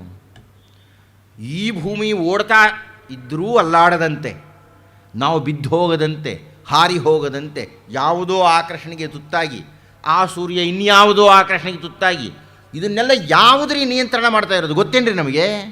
ಯಾಕೆ ಹೆಸರು ಕೊಡ್ತೀರಿ? ಯಾಕೆ ಕಣ್ಣು ಕಿವಿ ಮೂಗು ಬಾಯಿ ಕೊಡ್ತಾ ಇದ್ದೀರಿ? ಅದಕ್ಕೆ ಅದನ್ನು ಬ್ರಹ್ಮನ್ ಅಂತ ಕರೀರಿ. ಬ್ರಹ್ಮನ್ ಅಂದರೆ ಬಹಳ ದೊಡ್ಡದು, ಬೃಹತ್, ಮಹತ್, ಗೊತ್ತಿಲ್ಲಪ್ಪ, ಅಮಿತ, ಅದು ಅನಂತ. ಅದು ಅನಂತ ಪದ್ಮನಾಭ ವ್ರತ ಅಂದರೆ ಆ ಅರ್ಥದಲ್ಲಿ ತಗೋಬೇಕು ನಾನು, ಅನಂತ. ಆದ್ದರಿಂದ ಶ್ರೀ ಶಂಕರ್ ಹೇಳಿದರು, ಅದಕ್ಕೆ ನಾನು ಹೆಸರು ಇಡಲ್ಲ. ಸರಿ ಇಟ್ಕೋಬೇಡಪ್ಪ, ನಂಗೊಂದು ಹೆಸರು ಬೇಕು ಅಂದರು ರಾಮಾನುಜಾಚಾರ್ಯ. ಆ ಶಕ್ತಿಯೇ ನಿಮ್ಮ ಅದ್ವೈತ ಸಿದ್ಧಾಂತದಲ್ಲೇ ಇದೆಯಲ್ಲ ವಿಕಾರ ರೂಪ ಆಗುತ್ತೆ ಅಂತ. ಆ ಅನುಪಮವಾದ ಶಕ್ತಿಯೇ ರಾಮನಾಗಿ ವಿಕಾರವಾಗಿದೆ, ಕೃಷ್ಣನಾಗಿ ವಿಕಾರ ಅಂತ ಹೇಳ್ತಾ ಇದ್ದೀರಲ್ರಿ. ನಾನು ಅಂಥವು ವಿಕಾರ ಕೆಟ್ಟದ್ದು ಅಂದ್ಕೋಬೇಡಿ, ಬೇರೆ ರೂಪ ಅನ್ನೋ ಅರ್ಥದಲ್ಲಿ. ಈ ಪದಗಳು ಬಹಳ ಕಷ್ಟ ಆಗಿಬಿಡುತ್ತೆ, ಏನೇನೋ ಅರ್ಥ ಆಗಿಬಿಡುತ್ತದು. ಬೇರೆ ರೂಪ ಅಂತ, ಚಿನ್ನ ಅದು ಸ್ವರೂಪ, ಡಾಬು ವಿಕಾರ ಅಲ್ಲ ಅದು, ನಮಗೆ ಕೇಳೋ ವಿಕಾರ ಅಲ್ಲ ಅದು, ಒಂದು ಬೇರೆ ರೂಪ ತಗೊಂಡಿದೆ ಅಂತ. ಹಾಗೆ ಶ್ರೀನಿವಾಸ ಇದ್ದಾನೆ. ಹೀಗಾಗಿ ಶ್ರೀ ಶಂಕರರು ಹೇಳಿದಂತಹ ನಿರಾಕಾರ ತತ್ವವನ್ನು ಸಾಕಾರವಾಗಿ ಪರಿವರ್ತನೆ ಮಾಡಿದರು. ಸಾಕಾರವಾಗಿ ಪರಿವರ್ತನೆ ಮಾಡಿ ತಮ್ಮ ಕೆಲವು ಸಿದ್ಧಾಂತಗಳನ್ನು ಮಂಡನೆ ಮಾಡಿದರು. ಆತ್ಮೀಯರೇ, ನಾನು ನಾಳೆ ದಿವಸ ಶ್ರೀ ರಾಮಾನುಜಾಚಾರ್ಯರ ಹಾಗೂ ಶ್ರೀಮನ್ ಮಧ್ವಾಚಾರ್ಯರ ದರ್ಶನವನ್ನು ಕುರಿತು ಭಗವದ್ಗೀತೆಯ ಹಿನ್ನೆಲೆಯಲ್ಲಿ ನಿಮಗೆ ಚಿಂತನೆ ಮಾಡಲಿದ್ದೇನೆ. ಆ ಕೊನೆ ನಿಮಿಷಕ್ಕೆ ಯಾಕ್ರೆ ಎದ್ದೇಳ್ತಾ ಇದ್ದೀರಿ? ನಾನು ಮುಗಿಸೇ ಇಲ್ಲ, ಓಡ್ತಿದ್ದೀರಲ್ಲ ಅಷ್ಟು ಮೇಲೆ. ಒಳ್ಳೆ ಮಂಗಳಾರತಿ ತೊಗೊಳೋದಕ್ಕೋ ಪ್ರಸಾದ ತೊಗೊಳೋದಕ್ಕೋ ಓಡ್ದ ಹಾಗೆ ಆ ಒಂದು ನಿಮಿಷ ತಾಳಿ. ನನಗೆ ಗೊತ್ತಿಲ್ಲ ಯಾಕೆ ಇಷ್ಟು ಒದ್ದಾಡ್ತಾ ಇದ್ದೀರಿ ಆಗಲಿಂದ ಅಂತ. ಹೇಗೂ ಇರಲಿ ಆತ್ಮೀಯರೇ, ನಾವು ಭಗವದ್ಗೀತೆಯ ಉಪನ್ಯಾಸಗಳನ್ನು ಆರಂಭ ಮಾಡಿದ್ದೇವೆ. ನಾಳೆಯಿಂದ ದಯಮಾಡಿ ತಾವು 6:30 ಸರಿಯಾಗಿ ಮತ್ತೆ ಕೂಡೋಣ. ದಯಮಾಡಿ ತಪಸ್ಸು ಮಾಡಿ ಬನ್ನಿ, ನಿರ್ಮಲ ಚಿತ್ತದಿಂದ ಬನ್ನಿ. ಈ ಪೀಠಿಕಾ ಉಪನ್ಯಾಸಗಳಲ್ಲಿ ಬಹಳಷ್ಟು ರಾಷ್ಟ್ರೀಯ ವಿಷಯಗಳನ್ನು, ಭಗವದ್ಗೀತೆಯ ಸಂಪರ್ಕದಲ್ಲಿ ಇರತಕ್ಕಂಥ ವ್ಯಕ್ತಿಗಳನ್ನು ಕುರಿತು ನಾನು ಮೊದಲೊಂದು 3-4 ದಿವಸ ಮಾತಾಡ್ತೀನಿ. ಆಮೇಲೆ ಮಧುಸೂದನ ಸರಸ್ವತಿಗಳ ಪ್ರಾರ್ಥನಾ ಶ್ಲೋಕಗಳನ್ನು ಮಹಾಭಾರತದ ಹಿನ್ನೆಲೆಯಲ್ಲಿ ಚಿಂತನೆ ಮಾಡ್ತೀನಿ. ಅಷ್ಟೆಲ್ಲ ಸಿದ್ಧತೆ ಆದ ಮೇಲೆ ನಾವು ಮಹಾಭಾರತಕ್ಕೆ ನೇರವಾಗಿ ಪ್ರವೇಶ ಮಾಡೋಣ ಅಂತ ಹೇಳ್ತಾ ಇನ್ನೊಂದು ಅಂಶವನ್ನು ನಾನು ಹೇಳಬೇಕಾಗಿದೆ. ನಾನು ರಾಮಸ್ವಾಮಿಗಳಿಗೆ ಹೇಳಿದೆ ಬಂದಾಗಲೇ, ನಾನು ಹಿಂದೆ 1-2 ಸಲ ಮಾತಿಗೆ ತಪ್ಪಿಬಿಟ್ಟೆ ನಿಮಗೆ ಅಂತ. ನಿಮ್ಮಲ್ಲಿ ಬಹಳಷ್ಟು ಜನ ಬಂದು ನಿರಾಶರಾಗಿ ಹೋಗಿದ್ದೀರಿ ಅಂತ ಸನ್ಮಾನ್ಯ ರಾಮು ಅವರು ನನ್ನ ಮೇಲೆ ತುಂಬ ಕೋಪ ಮಾಡಿಕೊಂಡಿದ್ದರು ಕೂಡ. ಅವರಿಗೆ ನಾನು ಮಾತಿಗೆ ತಪ್ಪಿದ್ದು, ಆದರೆ ನನ್ನ ಮಿತಿಯನ್ನು ಮೀರಿದಂಥ ಸಂದರ್ಭ ಇತ್ತು ಅದು. ಮುಂಬೈನಲ್ಲಿ ನನಗೆ ತುಂಬ ಬೇಕಾಗಿರತಕ್ಕಂಥವರು ರಾಜ್ಯಪಾಲರಾಗಿದ್ದಾಗ ಕೃಷ್ಣ ಅವರು, ಅವ್ರ ಜೊತೆಗೆ ನಾನೊಂದಷ್ಟು ಕಾಲ ಇದ್ದೆ. ಆವಾಗ ಅಲ್ಲಿಗೆ ಈ 5ನೇ ಅದೆಂಥದ್ದಪ್ಪ ವೇತನ ಶ್ರೇಣಿಯ, ಅವರ ಹೆಸರು ಶ್ರೀಕೃಷ್ಣ ಅಂತ. ಅವರು ಮುಂಬೈನಲ್ಲಿದ್ದವರು ನನ್ನ ಕಾರ್ಯಕ್ರಮವನ್ನು ಅಷ್ಟೊಂದು ಗೌರವ ಕೊಟ್ಟು ನೋಡ್ತಾರೆ ಅನ್ನೋ ಕಲ್ಪನೆಯೇ ಇರಲಿಲ್ಲ ನನಗೆ. ಅವ್ರು ಹೇಳಿದ್ರು, ನಮ್ಮಲ್ಲಿ ಯಾವುದೋ ಜಾಗು ಬರ್ತೋಯ್ತು, ಅಲ್ಲೊಂದು 7 ದಿವಸದ ಉಪನ್ಯಾಸ ಇಡಿಸ್ತಾ ಇದ್ದೀನಿ, ನೀವು ದಯವಿಟ್ಟು ಬರಬೇಕು ಅಂತ ಗಲಾಟೆ ಮಾಡಿದರು. ನಾನು ಹೇಳಿದೆ, ಈ ಗೋಕಲ್ಲೇ ಒಪ್ಕೊಂಡ್ಬಿಟ್ಟಿದ್ದೀನಪ್ಪ ಅಂತ. ಕೊಡಿ ನಾನೇ ಅವ್ರ ಹತ್ರ ಮಾತಾಡ್ತೀನಿ ಅಂತ. ಈ ರಾಮು ಅವ್ರ ಹತ್ರ ಮಾತಾಡಿದ್ರು, ಯಾರ ಹತ್ರ ಮಾತಾಡಿದ್ರು ಗೊತ್ತಿಲ್ಲ. ನನ್ನ ಮಿತಿ ಮೀರಿ ಹೋಗ್ಬಿಟ್ರೆ. ಅವ್ರು ನನಗಿನ್ನೂ ದೊಡ್ಡವರು, ಭಾಳ ದೊಡ್ಡ ವ್ಯಕ್ತಿಯಾಗಿದ್ದರು. ನಾನು ಏನು ಹೇಳಿದರೂ ಕೇಳೋ ಸ್ಥಿತಿಯಲ್ಲಿ ಅವ್ರು ಇರಲಿಲ್ಲ. ನೀವು ಬೆಂಗಳೂರು ಸಿಗ್ತಾ ಇರ್ತೀರಿ ಬಿಡಿ, ನಮಗೆ ಸಿಗಲ್ವಲ್ಲ ನೀವು ಅಂತ. ಹೀಗಾಗಿ ನಾನು ರಾಮು ಅವರಲ್ಲಿ ವಿನಂತಿ ಮಾಡಿಕೊಂಡೆ, ನನ್ನ ಮಿತಿ ಮೀರಿ ಹೋಗಿದೆಯಪ್ಪ, ದಯಮಾಡಿ ಕ್ಷಮಿಸಿ ಅಂತ. ಅವರು ಕ್ಷಮಿಸಲಿಲ್ಲ, ಭಾಳ ಸಿಟ್ಟು ಮಾಡಿಕೊಂಡು ನನ್ನ ಮೇಲೆ ಅವತ್ತು. ಹೌದು ಸ್ವಾಮಿ, ನಿಮಗೆ ಯಾರ್ಯಾರೋ ಸಿಗ್ತಾರೆ ಹೀಗೇನೇನೋ ಹೇಳಿದರು ಅವರು. ಅವರ ಕೋಪ ರೋಷ ಎಲ್ಲ ನನಗೆ ಅರ್ಥ ಆಗುತ್ತೆ. ನಿಮಗೆ ಆದ ನಿರಾಶೆಯೂ ನನಗೆ ಗೊತ್ತಿದೆ. ನಾನದನ್ನು ಬರೀ ಎಲ್ಲೋ ಒಳಗೆ ಹೇಳಿದರೆ ಸರಿಯಿಲ್ಲ, ಬಹಿರಂಗವಾಗಿಯೇ ಆ ತಪ್ಪನ್ನು ಒಪ್ಪಿಕೊಳ್ಳಬೇಕು ಅಂತ ನಾನು ನಿಶ್ಚಯ ಮಾಡಿಕೊಂಡು ಬಂದಿದ್ದರಿಂದ ದಯಮಾಡಿ ಆ ದಿವಸ ಮಾಡಿದಂಥ ತಪ್ಪಿಗೆ ನನ್ನನ್ನು ಕ್ಷಮಿಸಿಬಿಡಿ. ನಾನು ನಿಮ್ಮ ಮುಂದೆ ಬಂದಿದ್ದೇನೆ. ಇನ್ನು 9-10 ದಿವಸ ನಾನು ನಿಮ್ಮಲ್ಲಿ ಇರ್ತೀನಿ. 23ನೇ ತಾರೀಕು ಒಂದು ದಿವಸ ಮತ್ತೆ ಕ್ಷಮಿಸಬೇಕು. ನನಗೆ ಮೈಸೂರಿನಲ್ಲಿ ಇನ್ನೇನೋ ಹೋಗಿ ಬರಲೇಬೇಕಾದಂಥ ಅನಿವಾರ್ಯ ಇದೆ. ಇಷ್ಟನ್ನು ಹೇಳಿ ಇಂದಿನ ಉಪನ್ಯಾಸವನ್ನು ಮುಕ್ತಾಯ ಮಾಡ್ತಾ ಇದ್ದೇನೆ. ನಾಳೆ ತಪಸ್ವಿಗಳನ್ನು ನಾನು 6:30 ನಿರೀಕ್ಷಣೆ ಮಾಡ್ತೀನಿ. ನಮಸ್ಕಾರ.